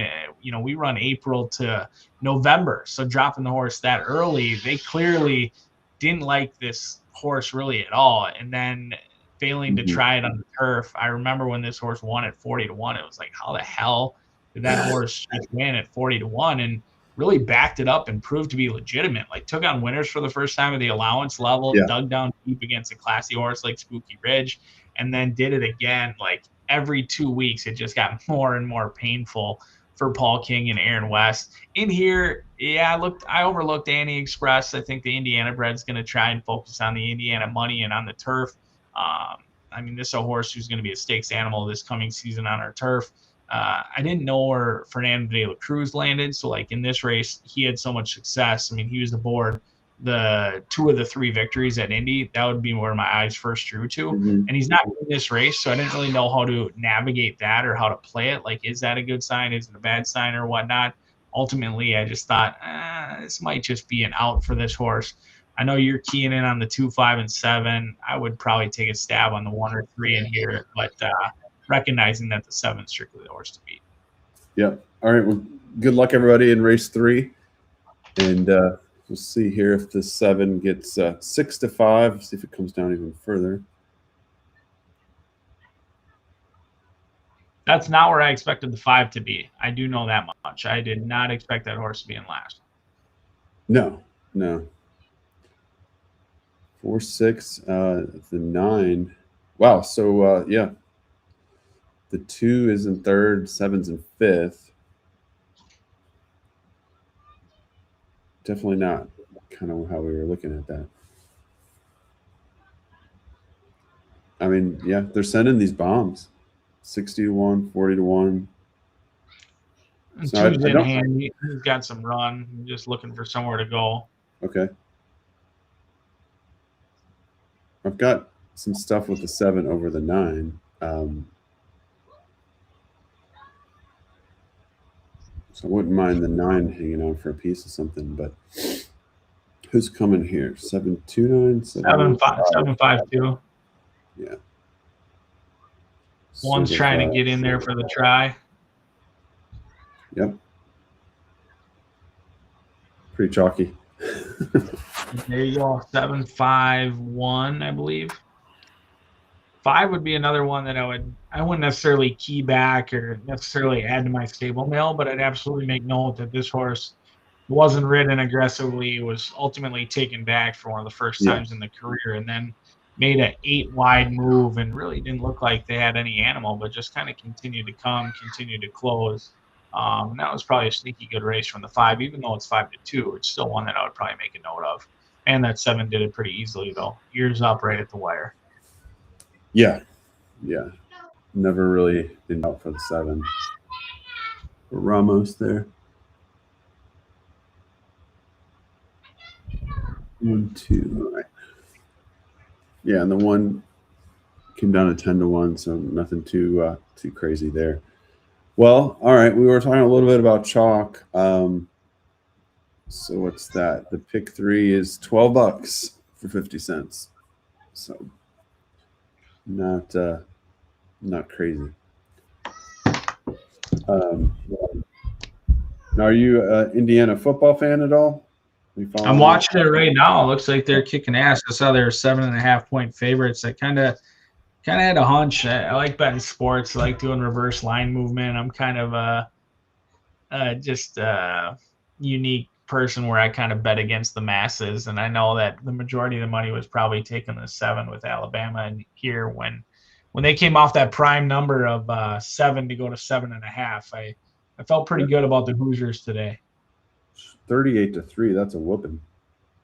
Signetti is just kind of like, if you're an Indiana fan, I'm sure you love him, and if you're anywhere in the rest of the country, you probably think he's the biggest prick in the world. No, the Indiana fans love him. I mean, not many guys come to Indiana and, like, in their opening press conference say, like, we're going to win and we're going to be Big Ten champions, and do it 2 years later. Like, when he said that, I think it was one of the most outlandish statements that has ever been made. Yeah. Well, they're rolling. I mean, who would have thought Indiana football? Indiana basketball maybe, but and I think a lot of people were maybe even more cautious today after Ohio State kind of shit the bed. Once they went down, they kind of, a lot of people thought, well, maybe Indiana's not as legit as I thought they were. Yeah, exactly. All right, so we have some more chalk. So we're gonna probably. What do you think this 2 goes off at in the 4th? In the 4th? I know what your morning line odds say, but I'm curious to what you think it'll ultimately go off at. I mean, what I say is that these odds are pretty accurate. You know, right now our odds say 6-5 and 7-5 on the 2. Okay. So I was gonna set the line at even money. I was curious if you'd say below even money or above even money. I mean, I think we're gonna be looking at 6-5. I don't know. Yeah. There's not really that much else in here, right? So that's probably part of the problem. I mean, the 8 was my second choice, but no great shakes. The 1 and the 4 can run a little bit. We've only got 9 horses in here, and we don't really have that much pace, and got a couple big bombs. It's it's going to be pretty. The bombs are coming. That's one thing I've learned about Turfway is like just when you start to feel comfortable. I can't tell you how many carryover nights have been like 6 deep in a 8-horse field and start ripping up a ticket and was ultimately never close. Yeah. I feel like whenever I spread, it's one of the tougher tracks to get your spreads right and to like narrow it down. Like that 12, I would have never guessed that 12 went off at 3-5. I would have never put that horse on 3-5. Yeah, so that's what what we're saying is we're talking about the lines and the morning line. Like, I don't think the morning line has really been like that important or sexy to tracks or handicappers, but now these lines are getting so sharp, right? And so to just be able to know that horse is going off at 3-5 and react to it is really important, right? You could either stay away from it completely, or you can, certainly you don't want to go 4 deep and then end up with 3-5. So you can trim your ticket in that leg. If you're on that horse, you could bet more because you're not going to win that much at 3-5.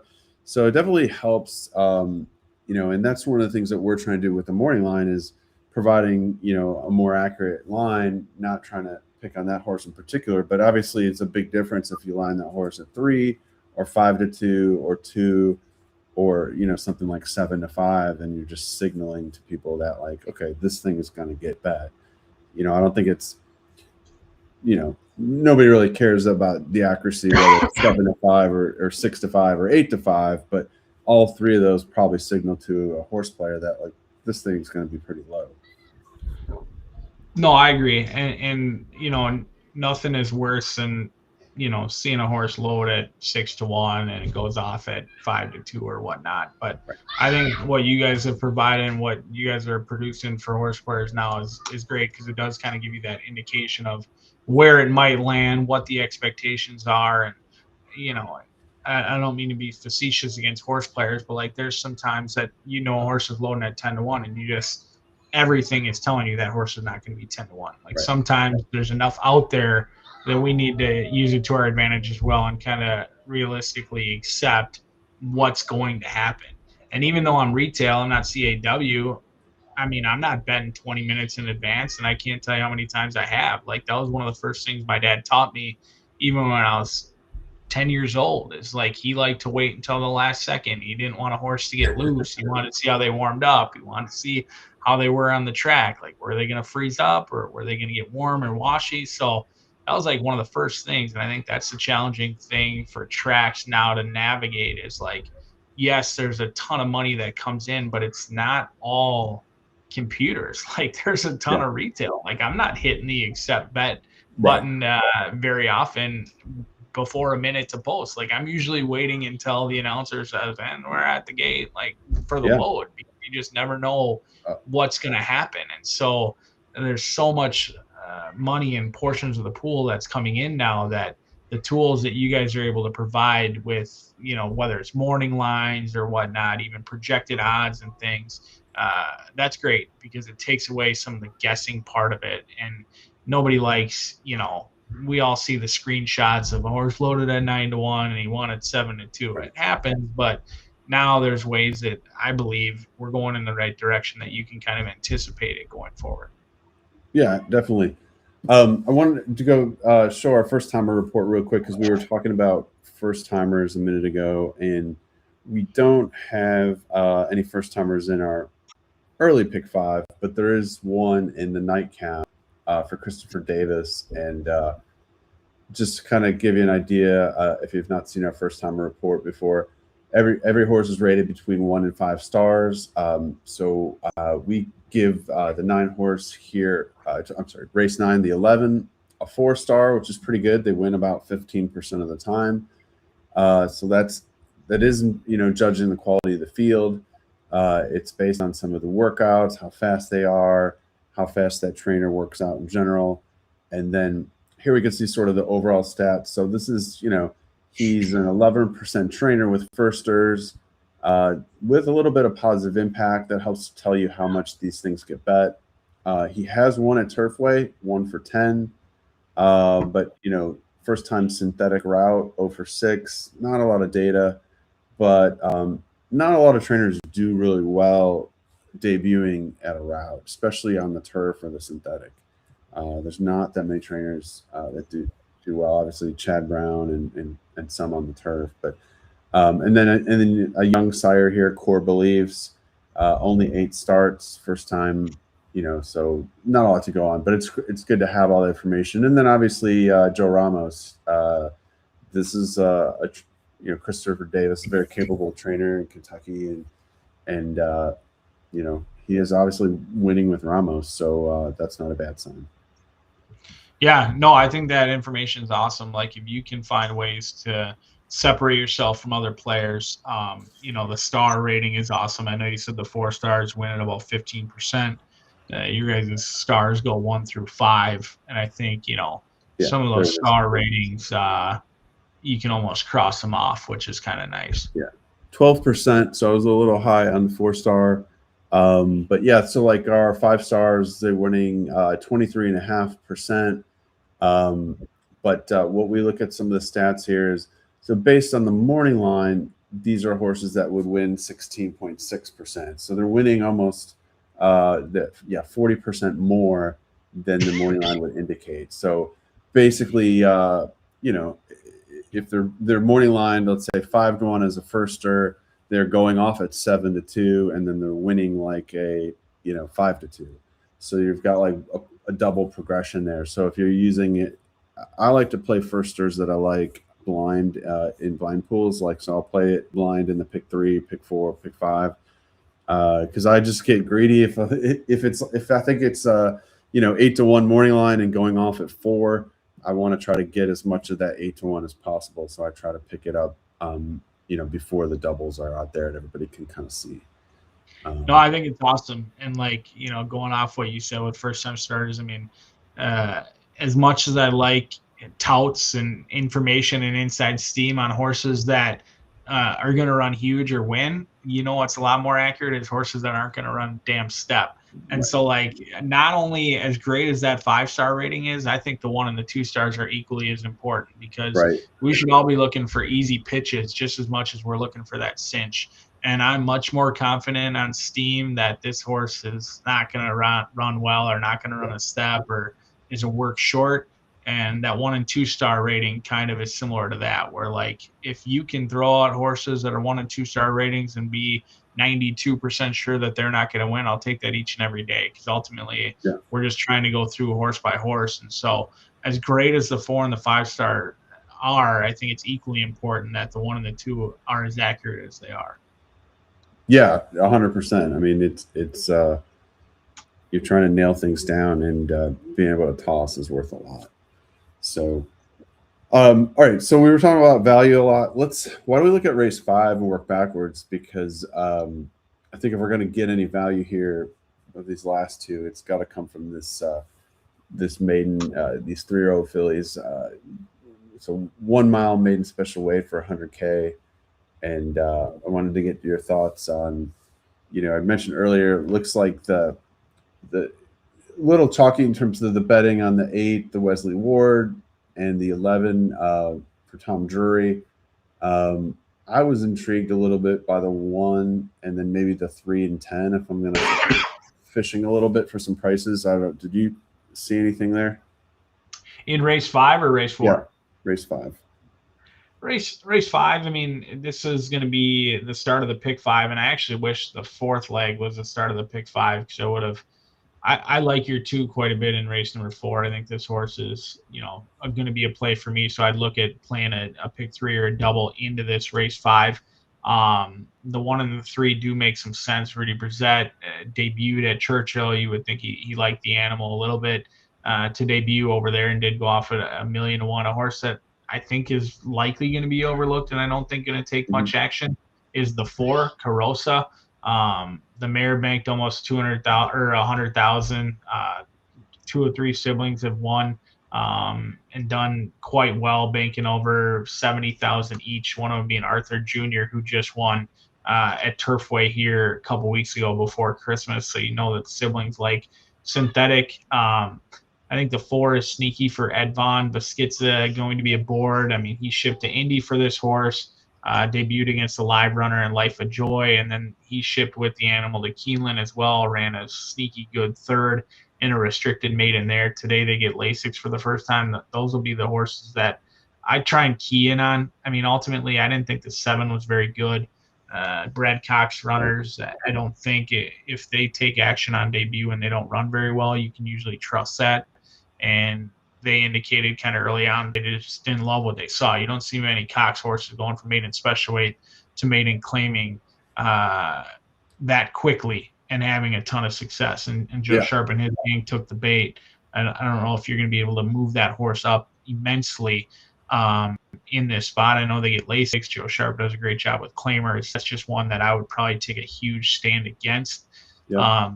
The 8's going to be overplayed, don't you think? That's probably your most likely favorite with the 11. And the 8's just going to be overbet. So this would be a race that I would probably key in on the 2 in race number 4, and then spread out here and try and get a little bit creative with that kick-off that pick 5. Yeah, I agree. May even try to get this down to a couple doubles and just try to see if I can, grab a price. What did you think about the pace scenario? It just doesn't seem very like there's very much pace, like it's very clear in race 5. Yeah, there's not a ton of pace. That's something I'm cautious of. I think who's going to be the most aggressive. I mean, the 11 or the 12 are probably going to go to the lead, I would think. That would be my guess, is that maybe the 11 and the 12 are going to be the pace setters in here. The 10 obviously has some early juice as well, but it's always tough to navigate horses off layoffs, horses cutting back, and then you get horses, stretching out too for the first time. And I think it's misleading to believe that those stretch out animals are always going to be on the lead. I think it's quite clear that the 8 prefers a target. Maybe they're going to change their strategy today, but he's been a 1-run late closer. He's probably going to be closer to the lead, but I don't think he's going to be your pace setter in here. And then the 10, what do you do with that? Collins off of a long layoff, getting Lasix and stretching out. I mean, that could be your pace setter. I think your outside 3 runners would be who I would suspect to be on the lead, 10, 11, and 12. Yeah, that's kind of what I was thinking. But I guess what I was wondering is maybe it's not very fast, No, I agree. I think it's going to be reasonable. And so, you've got the 1 that for Brissett, broke, I don't know, it's his brush start, kind of broke slow. Ran an even race, but it was a pretty good heat at Churchill. And, now he's on the inside. He, is a trainer that's second-time starter. He's got a better stats. He's working well. So I just thought there were some things on the 1 that were kind of intriguing. That's interesting about the 4. There's just a lot of these horses like that are, they haven't routed that many times, or they're stretching out, or, they're close to the pace, but maybe not. I thought the 3 was another one coming out of a 7 furlong main special sprint at Keeneland. Ran 4th, kind of came on at the end, and I don't know. There's another one that, would you see Fernando de la Cruz as a rider that would send or be aggressive with that 3? Or Yeah, I think that's really why he has so much success at Indy. I think he's usually aggressive out of the gate, and is unrelenting if somebody else goes with him, where other people will take back and realize they're going to get in a speed duel. I think Yeah, he's one of the ones that he's willing to battle it out with you. Sometimes you're like, just what the going. hell is this? Like, you're cooked on the backstretch, but there's other times where, guys are willing to bail and you kind of know who is going to pull back into that first turn. They're not, rarely are they both going to continue to go down the backstretch. And I think he's one of the ones that really forces your hand, whether he's on the inside or the outside, to make you think about, like, if you actually want to stick with us. And that's why I think he's had so much success at Indy, is he does get his horses out of the gate and forwardly places them. Okay. Yeah, I mean, a little bit intrigued on that 3. I think there's some decent stats. So I'm trying to figure out what to do with the 1 and the 3. Like you said, the 10 could be on the lead. I think he's a little bit interesting as well. So, one of my thoughts was just to, like, would it be worth taking the double with the prices? Just toss the 8 and 11 as favorites and play, like, like we're talking about, play the 2 here. Let's see what these doubles are paying. Screen to refresh. But yeah, I'm thinking those could be pretty decent. All right, here we go.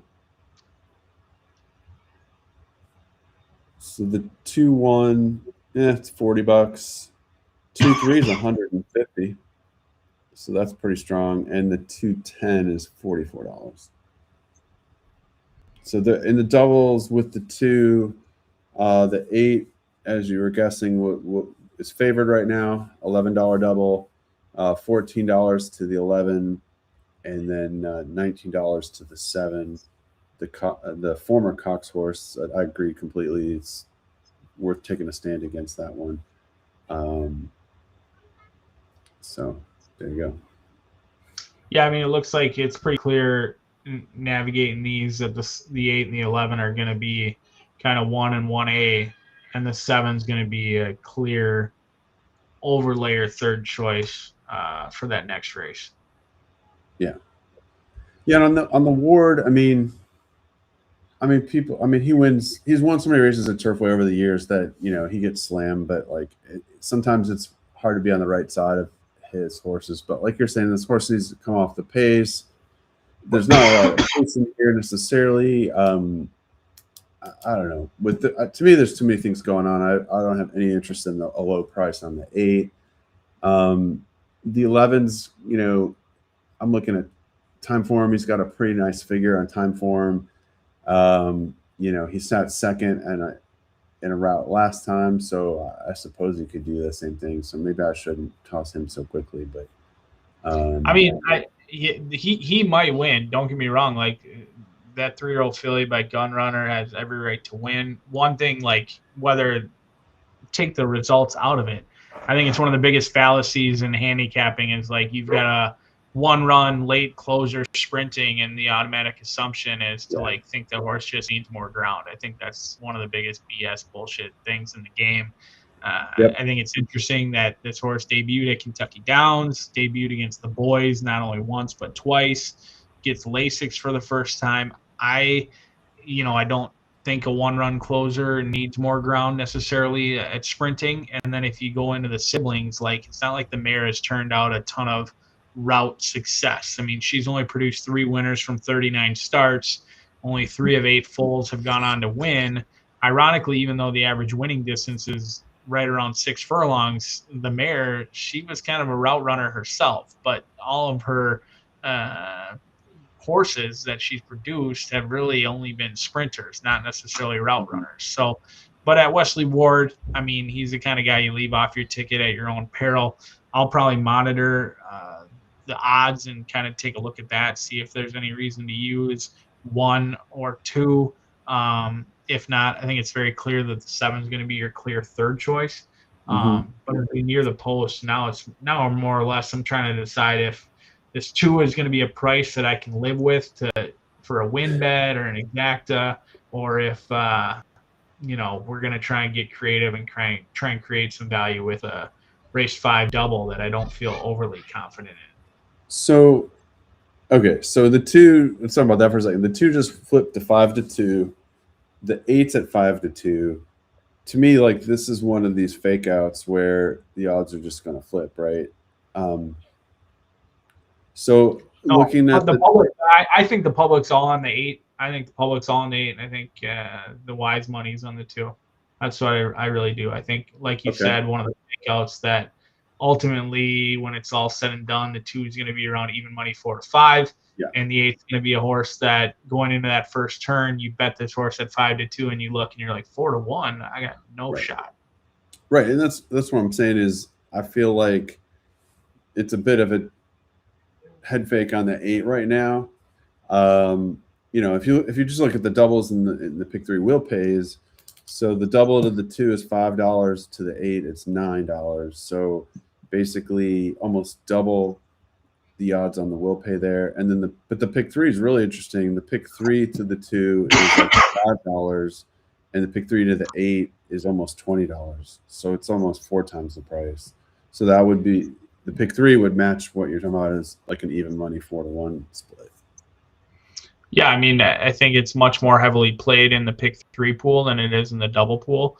The double pool is closer to, you know, the horses going off at the same price, but then in the pick 3 pool, you can really see quite a bit of separation between the 2 and the 8. Another thing that probably shouldn't be overlooked is the 8 exits that same race as the 3 horse that I just kind of talked about a little bit last race, and that 3 horse was nowhere to be found. They may have had to delay the race so that horse could finish up. So not sure that the 8 horse exits the most live race, seeing that the winner, who won relatively easy, just came back to really not produce much after that. Yeah, I'm with you. I'm gonna go on the 2 and single it and try to catch one of these doubles, and then I already got this pick 5 going. That's not going to pay anything, and it's at this point. But yeah, let's go back to the doubles here. So the 2, I can pull up the horses here as long as we're just talking. But I mean, the 2-1 is $45 on that Brissett. The 2-11's $12. It's not, you know, like sometimes I think about like, do I just like cover the bet? Do I cover the bet on the 2-11 and then, you know, get a couple of these prices I want in there and get exposure to them, and then if the 11 wins, then, you know, kind of break even on it or something. Yeah. But I mean, 12-1 is not bad, especially if you think this 2 is a cinch. That's a pretty good price on the 11 in the next. Yeah, no, I and part of my thinking is like, even though I typically would lean into the doubles, I'll probably actually lean into an exacta here, just because I think there is potentially some value in the exacta, because I don't like the 8 at all. So if I don't like the second choice, I'm more open to playing an exacta. So like in this case, because the pick 5 starts in race number 5, I'm probably just going to lay off the double, because I know that I'm going to be putting more money into the pools being in the pick 5 and race number 5. And I don't want to be, you know, kind of trying to thread that needle between having certain things I need in the double and then playing it differently in the pick 5 after what I see. So, in like this race, ultimately I just put it in, win wager on the 2, and then did a exacta 2 over 1/6, and I just played that straight. If 2 doesn't win, I don't usually use them back underneath unless they're over, you know, 7-1 or so. Sometimes if I have a horse that I like that's going to be a bomb, I'll do a key box, but very rarely, not on a favorite. Yeah. All right. Yeah. No, I like it.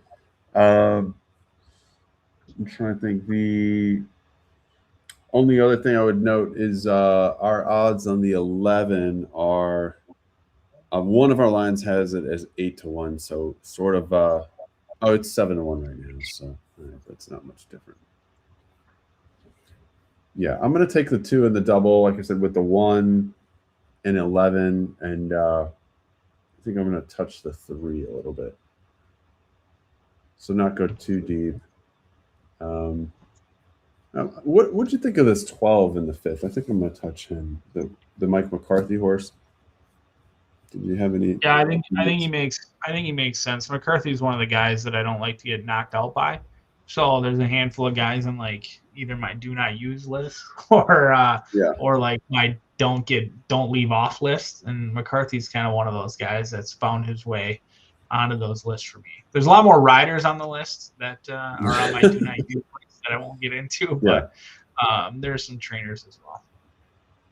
Yeah, and I like the horse that, you know, it showed some speed on the turf. You know, again, we're not on the dirt, so maybe the synthetic plays a little bit more like the turf, you know, and I don't know. It just seemed like it's still a bit of an open race.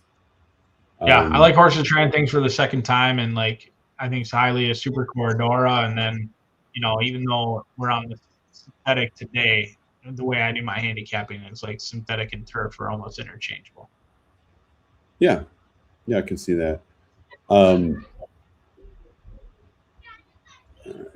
to get in. Good luck, everybody, if you're gonna go in here on the 4th. All right, we loaded at 7 to 5. Now are we going to go off at 4 to 5 or 7 to 5? What do you think? Probably not. All right, there we go. There's the 2. What's the price?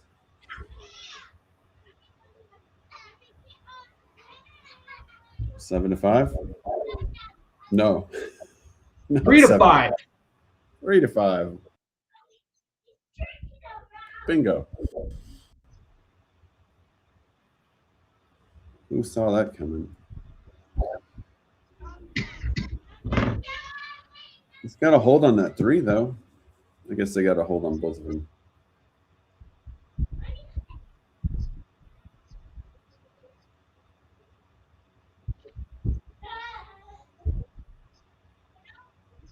Where's the 8? It's a little too far back.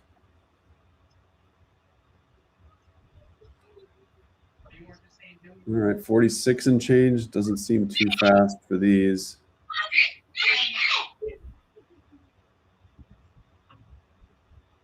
All right, 6 is. Oh no, I'm either gonna win everything or lose everything because of 6. Yeah, this is going to get a little bit tight. Nah, it's game over. Yeah, there's the price. Not right horses, wrong order. Yeah, that's always frustrating. 6 to 1. Miss Temptations run some good races at Turfway over the years. Yeah, that horse was completely overlooked. They didn't run a step. No. You know, they're just.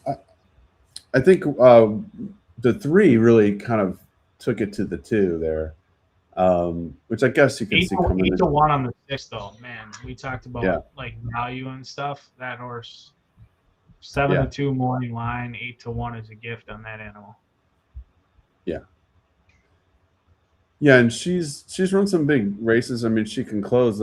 I think a lot of these, she just had nothing to run into, and I think she got just enough to run into today. 2 didn't have an easy race. Yeah, you're a beaten favorite at 3 to 5. Not a ton of excuses, but there wasn't a breather at any point in that race for an $8,000 claimer. You're down on the inside of the 3 who's sticking to you like glue, and then you're almost immediately attacked from your inside, and you're outside at the top of the lane. It wasn't an easy race. Yeah. I think if he had gotten clear of the 3 a little bit better, that would have been easier. I'm sure all the players on social media and retail players are taking pictures of the loading price and the off price in that race. How the 6 loaded at about 4 to 1 and went up to 8 to 1. You won't hear about that on social media when they're wrong, but that is a prime example that I try and point out as much as I can at Indy is like there's still plenty of times that like the late money swings hard and they miss. Like the 2 loaded at 7 to 5 off at 3 to 5, and you know, the bettors got great value on the 6 at 8 to 1. That horse should have never been 8 to 1. Yeah, and like you were saying, the 2, it's like you got retail bettors and everybody betting at the last minute. So where 7 to 5 looked good on that horse, maybe you were willing to take even money. I bet a lot of those people would love to have their bets back at 3 to 5. That you know, just there's not really any overlay there at 3 to 5. Well, and going back to like, how sometimes second or third choice can be a true separator. Like there's another example. Do you like a 4 for 42 horse that hasn't hit the board this year at 7 to 2? No. But when most people use that horse, if they knew it was going to be 8 to 1, probably. Right. But at 7 to 2, that's a horse that is probably easy to pitch. So horse hasn't won. Claude Brownfield, not a household name by any means. It's an 8-year-old mare who just hasn't won, been regressing. But then you look at it and it's like, well, 3 of the 4 wins are at Turfway. Didn't get much pace to run into last time. At 5.5 furlongs now gets more ground, and at 8 to 1, that horse probably is a little bit of a separator, and probably was in a lot of the will pays. Yeah, completely. I mean, I think people do get off, put off by the lines, and the one we were joking about at Breeders' Cup was, remember Gazora winning that last that filly mare turf race, which was so wide open. And I think the line on her was like 7 to 2, and it was like such an open race. It's like, I'm not playing this French horse at 7 to 2 is what a lot of people would just run terribly last out too. Yeah, and then she goes off and wins at 8 to 1, and and so the reason I bring her up is like kind of like you said here. It's like, well, if she had been morning line 8 to 1, would she have been bet down to 6 or 5? And so how many people got steered off by that line? And like she would have been used a lot more at 8 to 1 than that 7 to 2 morning line. At 7 to 2 for a horse who hasn't hit the board in 8 starts and hasn't won in 2 years, I'm trying to beat that horse too, or at least leave that horse off the ticket. Yep, 100%. But now you've got a third choice that actually was a separator. I mean, that horse went off, I think, as the third choice, and now did separate you from the rest of the field. Yeah, what were the will pays? So it was the second choice in the pick 3. Wait, is this right? I think my odds are moving. Oh, my stuff already jumped to race 5, right? So let's see, race 4. I just want to see the will pays to race 4. Yeah, the pick 3 to the pick 3 to the 2 there was $5. To the 6 was $18. So definitely used. It was bet even in the pick 3 with the 8. So, but yeah, it definitely helps getting around the 3 to 5. So, what do we got? Yeah, the 8 and the 11, it's $260 and $320 on the pick 5. So, definitely not like a Turfway-esque juicy pick 5 payout here. But one more to go. That's true. Anything could happen. Yeah. No, I meant the late still to come. That's what I meant. Yeah. So, but the Brissett's 4 to 1 right now, the early money, which is interesting. And so that's, well, really second choice. For now, the 11 is 7 to 1. How are you going to navigate these waters on this late pick 5? How are you going to play it? I don't know. I kind of focused on the early, so I don't know if I'm going to have time to get through it. I'm kind of still going to focus on – I'll probably just end up playing this vertically. I think I might play – toss the 7, toss the 8, and try to get the 11 in exacta over the 1, 3, and 12. Okay. Which is kind of what I'm going to look at. Maybe a trifecta, something like that. It's always interesting how many ways you can go about it. Yeah.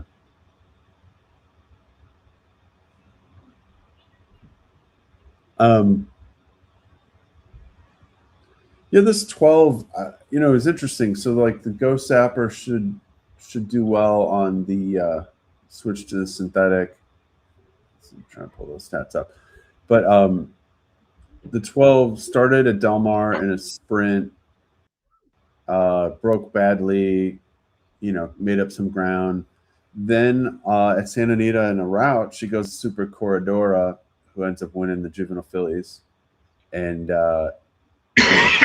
4 wide, sounds like not really the best trip. And then then goes to Churchill on the turf at 35-1, and it was right up there, third by one through the first half the race, and got a decent fig out of it too. Yeah, no, I think it's intriguing. Second time, or first time synthetic, but second time on turf or synthetic. I'm just not confident that this horse ever developed into the one that maybe they thought they had. It's a homebred for them, shipped out to Del Mar to debut. Prime time at Del Mar, didn't really get bet at all. Went off at 32-1. Then ran into Super Corridora, went off at a huge number. Like, is this horse, just a slow developer, or did it just never pan out the way they kind of hoped or anticipated it would? Obviously, you look at an animal like Super Corridora for John Sadler, who turns around and exits that maiden race to win the BC Juvenile Fillies, and it's now a Grade 1 winner. Like, yeah, that was a live race, so I can excuse that horse, being 30-1 against Super Corridora. But then you come back again, trying to turf, beat half the field home, didn't run poorly, didn't run, great either. But again, went off at a huge number as well. I think there's upside, but this would probably be one of the last chances that I would give a horse like the 12. Like, after today, getting Lasix for the first time, it would probably be a no-go zone for me. Yeah. No. Yeah, I hear you. Yeah, but yeah, it seems like today would be the shot. I mean, to me, like, the figure puts it in the range of the 11, which is the best in the field. And at least what I'm looking at here in time form. Our line has it at 8-1.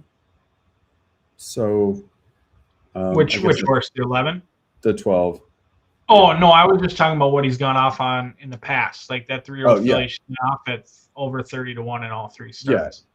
No, for sure. The horse has been quiet, so to speak, on the board.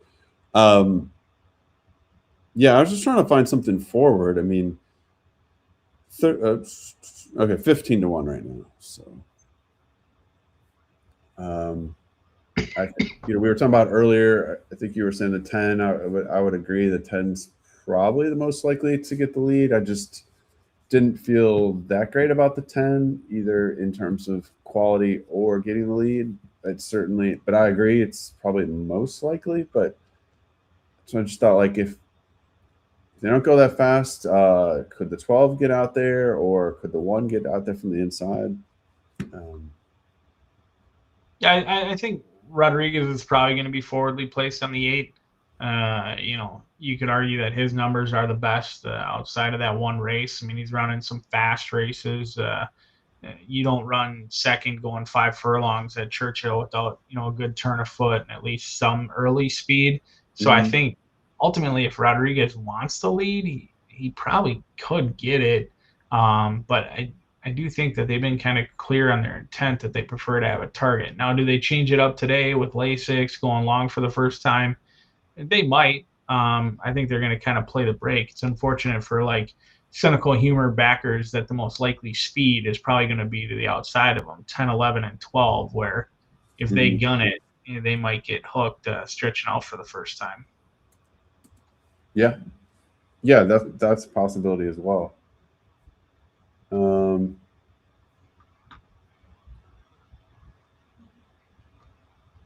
Yeah, I'm just looking. What type of speed figures are you using? Or are you looking at a couple different ones?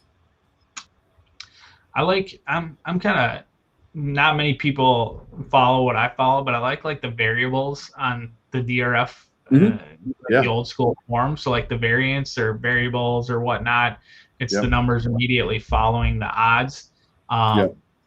I use those quite frequently. I'm not a Beyer speed figure person. I don't like Beyer speed figures really at all. I think they're somewhat misleading and they're too heavily weighted on class. So I like the variables because, being the degenerate that I am, I follow the tracks every day, and I know what days are played fast, how to kind of navigate those waters and whatnot. And also, where it gets challenging is if you're trying to compare them from track to track, whose variables are a little bit higher versus whose variables are a little bit slower.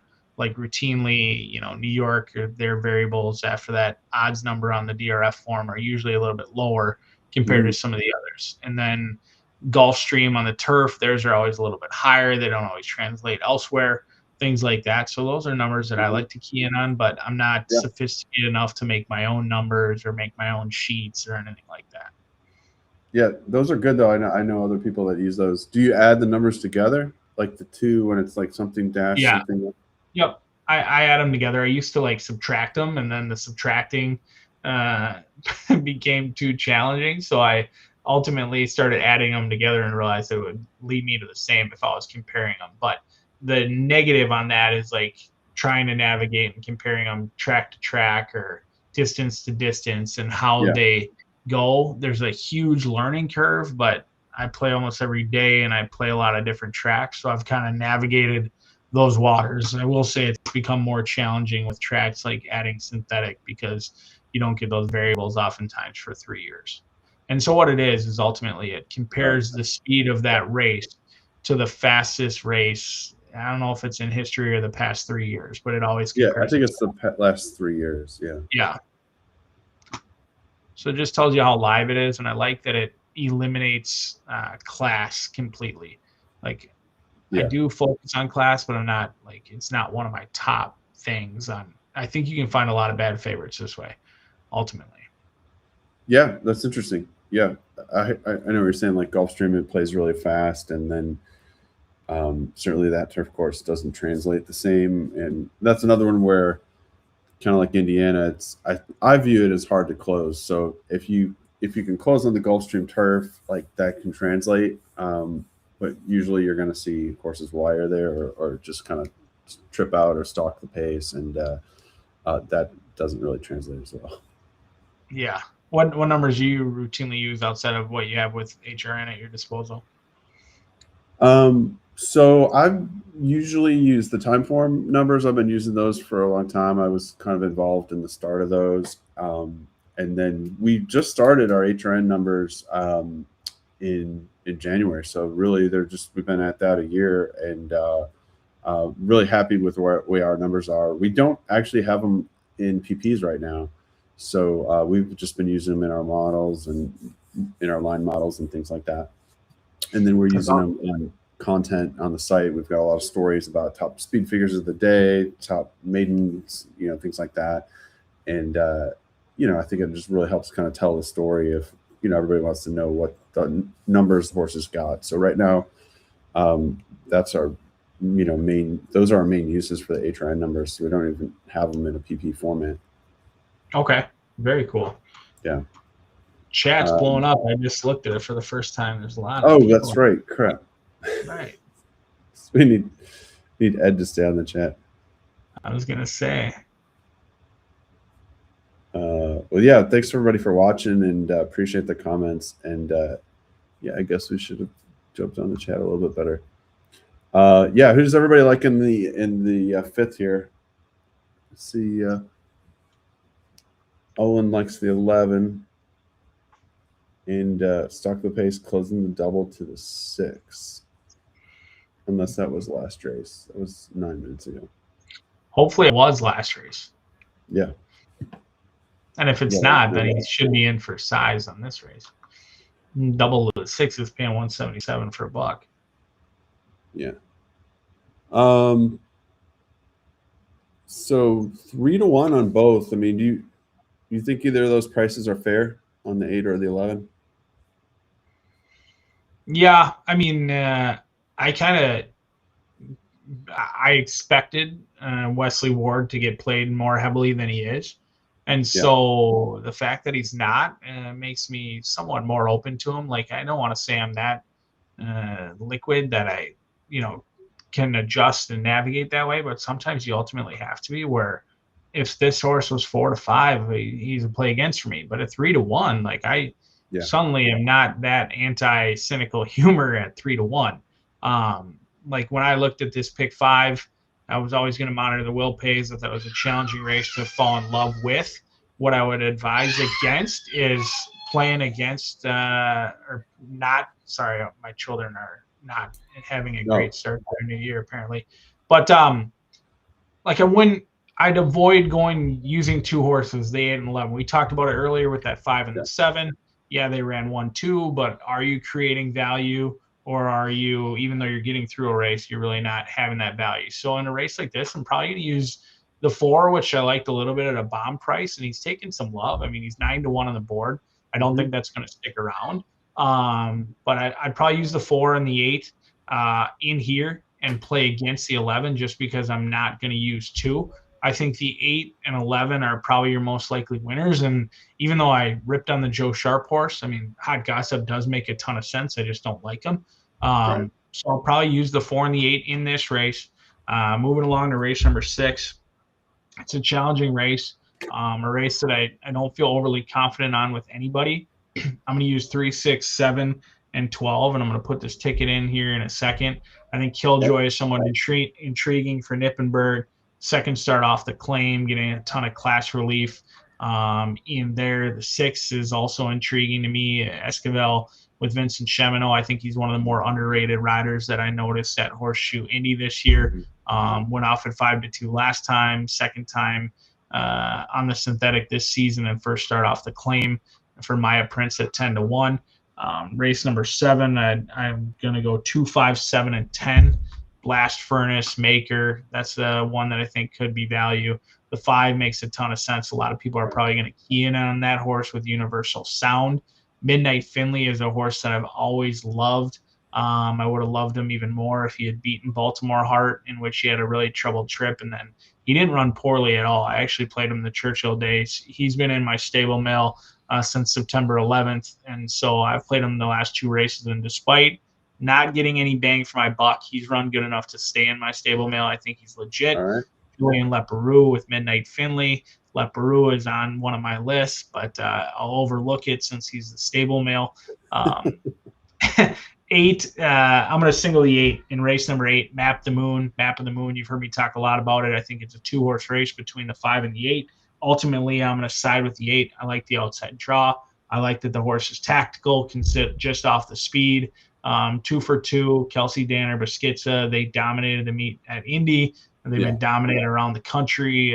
That's a jockey trainer combination that may not be a household name now, but soon you're going to be paying attention to it. And I think a lot of people already are. Sassy CW is going to have some pace to contend with. I think Pure Elegance is going to go. Gianna is likely to go. Lightly raced 3-year-olds. I like horses that are tactical, and the 8 should get a great trip, because I think the 5, despite being tested for class, ultimately only has one way to go. And then in the 9th race, our line on the 8. No, sorry to. No, go ahead. Real quick. Our line on the 8 says going off at 4-5. It's probably worth 3-5. Oh, I mean, that makes me feel better, because I think it ultimately is a 2-horse race between the 5 and the 8. But it looks like one of those, like you see all the time up in New York with those 2-year-old races. They all come in with these dazzling numbers, but ultimately they go like insanely fast, and a lot of times the races fall apart, and that's how bombs can win. The last race, I'm going to use that 4-star first-time starter Kyler with Chris Davis and Joe Ramos. Also throw in the most likely horses in the 6 and the 7, in my opinion, and then the 3 as well. With George Arnold and Leperoux again getting Lasix for the first time, made it a special weight down and maiden, claiming a Twirling Candy filly that they are ultimately giving up on early, but you might find her friends in this spot. Lexico and Your Firster are probably the horses to beat, but I think River Waveney and the 7 with Biscuits and Ennis could be sneaky. The one who gets Lasix for the first time, showed speed, didn't get an easy race last time. Second time synthetic, third start off the layoff. I think there's upside at 8-1. So that's how I'll play it. Going to be keying in on the 8 in race number 8, using the 4 and the 8 to kick us off light. Punch that ticket in. I haven't done the math yet, but I think it should be pretty good. All right. I'll let you punch it in. Yeah, that's interesting. The last, the 8. Did you look at that Berlin win at all? I thought that horse had got some interesting speed. Which race and which number? Race 9, number 8. Oh, yeah, Joe Sharp, Gabe Saez. I looked at it. I didn't know what to make of it. I mean, he's been popular at the claim box, but nobody's really had too much success or wanted to make him theirs. They've all kind of come back right at a similar class level. I'm always cautious of a horse that's been popular at the claim box. It can be a good sign or a bad sign, and The fact that this one Right. keeps coming in is kind of surprising to me. He could be any sort. I didn't get a chance to watch that workout December 24th. Let me see if it's posted. I love that new, it's not new anymore, but the KentuckyBread.org workout video. Right. Those are Those are great. awesome. I strongly encourage you to look at those and watch those. If you're in the chat, it's KentuckyBread.org, and got a lot of awesome workout videos where you can tell if a horse is really cranked. They're going to have one out. It's great with first time starters. You can use it at Churchill, at Turfway. I've seen a lot of favorites go to the post at their workouts. They were just getting their ass kicked, and you knew even loading the gate that they were on a huge class trap, but there was a reason for it, because the 3 workouts beforehand they just got trounced. Berlin to win that workout. I wish it was on there, but of course it's not. Yeah.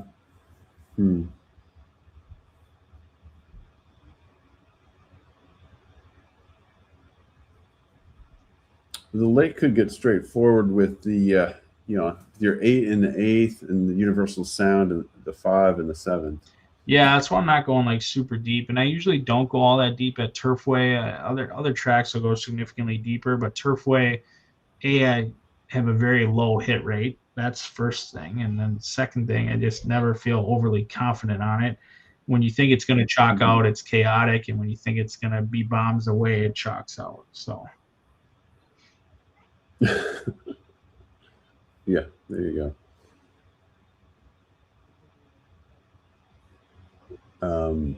I do like that 8 in the last a little bit, that Berlin win. I'll throw him in just for you. He's worth $16. All right, there you go.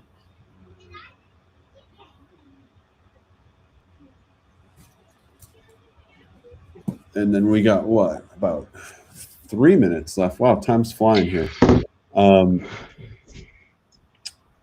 The 1 is at 6-1. The 11's favored at 5-2. The 8 is at 3-1.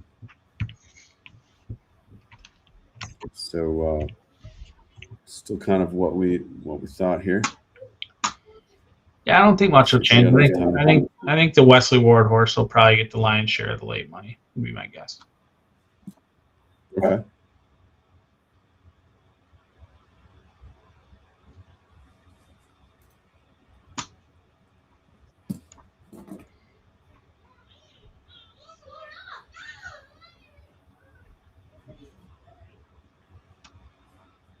All right. Yeah, I mean, it's great about Turfway. There's like these big fields, and now we've got big pools all the time. So all kinds of potential. You just never know. I also enjoy that when it says it's post time, it's usually post time. I do enjoy that. It's not the eternal drag. No, I've never been a fan of the internal drag. Yeah. I just like to know like what I'm dealing with, right? Like, because sometimes stuff goes fast, and sometimes you think you're going to have 5 minutes and then you don't. So it's like it'd just be easier if everything was consistent. I agree. There's certain parts of the industry that I overlook, because at the end of the day, I just see myself as the degenerate better. But like, who else is going off? And now at night, like, you're not really focused on Northfield or anything like that. But, we all mock and ridicule when they load at the exact same time on like a Monday or Tuesday. But if there is a drag, there's usually a reason for it. I don't think there's many times anymore. There used to be that they just drag just to drag. Like, remember the pick six jackpot payoff at Gulfstream? My gosh, it would be like 15 minutes of circling. Yeah, it used to be ridiculous. I mean, it was beyond ridiculous.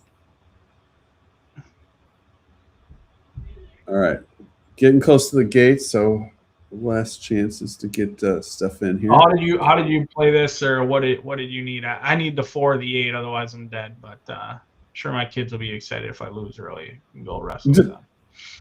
I still like this 11, so I'm gonna play the 11 and then use the 1 as sort of a secondary option. I was just thinking it was going to get out of there, and then I'm going to play a couple trifectas if I have time with the 11 winning. I'm trying to get a pick 5 in here if I have time, and I do. That 6-2 exacta with Will Do It Live. Miss Temptation was not played or looked in the win pool. It's almost $19 winner, but the exact only paid $18. Wow. Yeah, wow. That's why I don't play it the reverse, even though I like to. I'll just take my loss. I don't want to settle for $18. Yeah. And I'm going to play a try with the 3 and 12 and third here with the 11 winning, if I can get it in here. I'm interested in how this 12 runs for you. You said 1, 3, and 12 are kind of your bombers that you really like. Yeah, right? I just thought that this was a little bit open. I don't know. I'm kind of counting on this 11 to just kind of get out there regardless, sit in second or third and, run a competitive race. But, this is an open race. Although there's nothing that's likely, popping off the screen, obviously. We're sitting here trying to read the tea leaves on some minor positives, right, on a few of these, unless the 8 or the 11 runs huge. Ed wants to know if you're playing any Yamusama. Any who? Oh, that's that game? That, no. No matter how this last race goes, I enjoyed it. Thanks for having me on, and I hopefully all the people who tuned in make some money as well. Yeah, appreciate you joining us. This was fun. Enjoyed talking these through, and hopefully people got some winners and had some enjoyment. We got 4 more to go after this. Well, the 10, that's what we thought, right? The 10 would be on the lead. The 11's tracking, and then I thought the 1 had an option to be, out there a little bit. So that's pretty much what we anticipated. The Ward, where's the Ward? I didn't see it. He's got no excuse. He's sitting just off the top 4. Okay. They went slow. This is the slowest we've seen, but this 8's moving pretty good.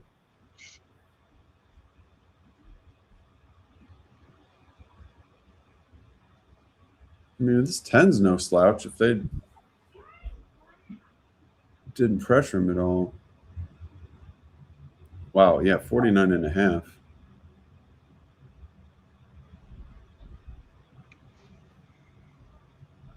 No one's stopping. They're not tired.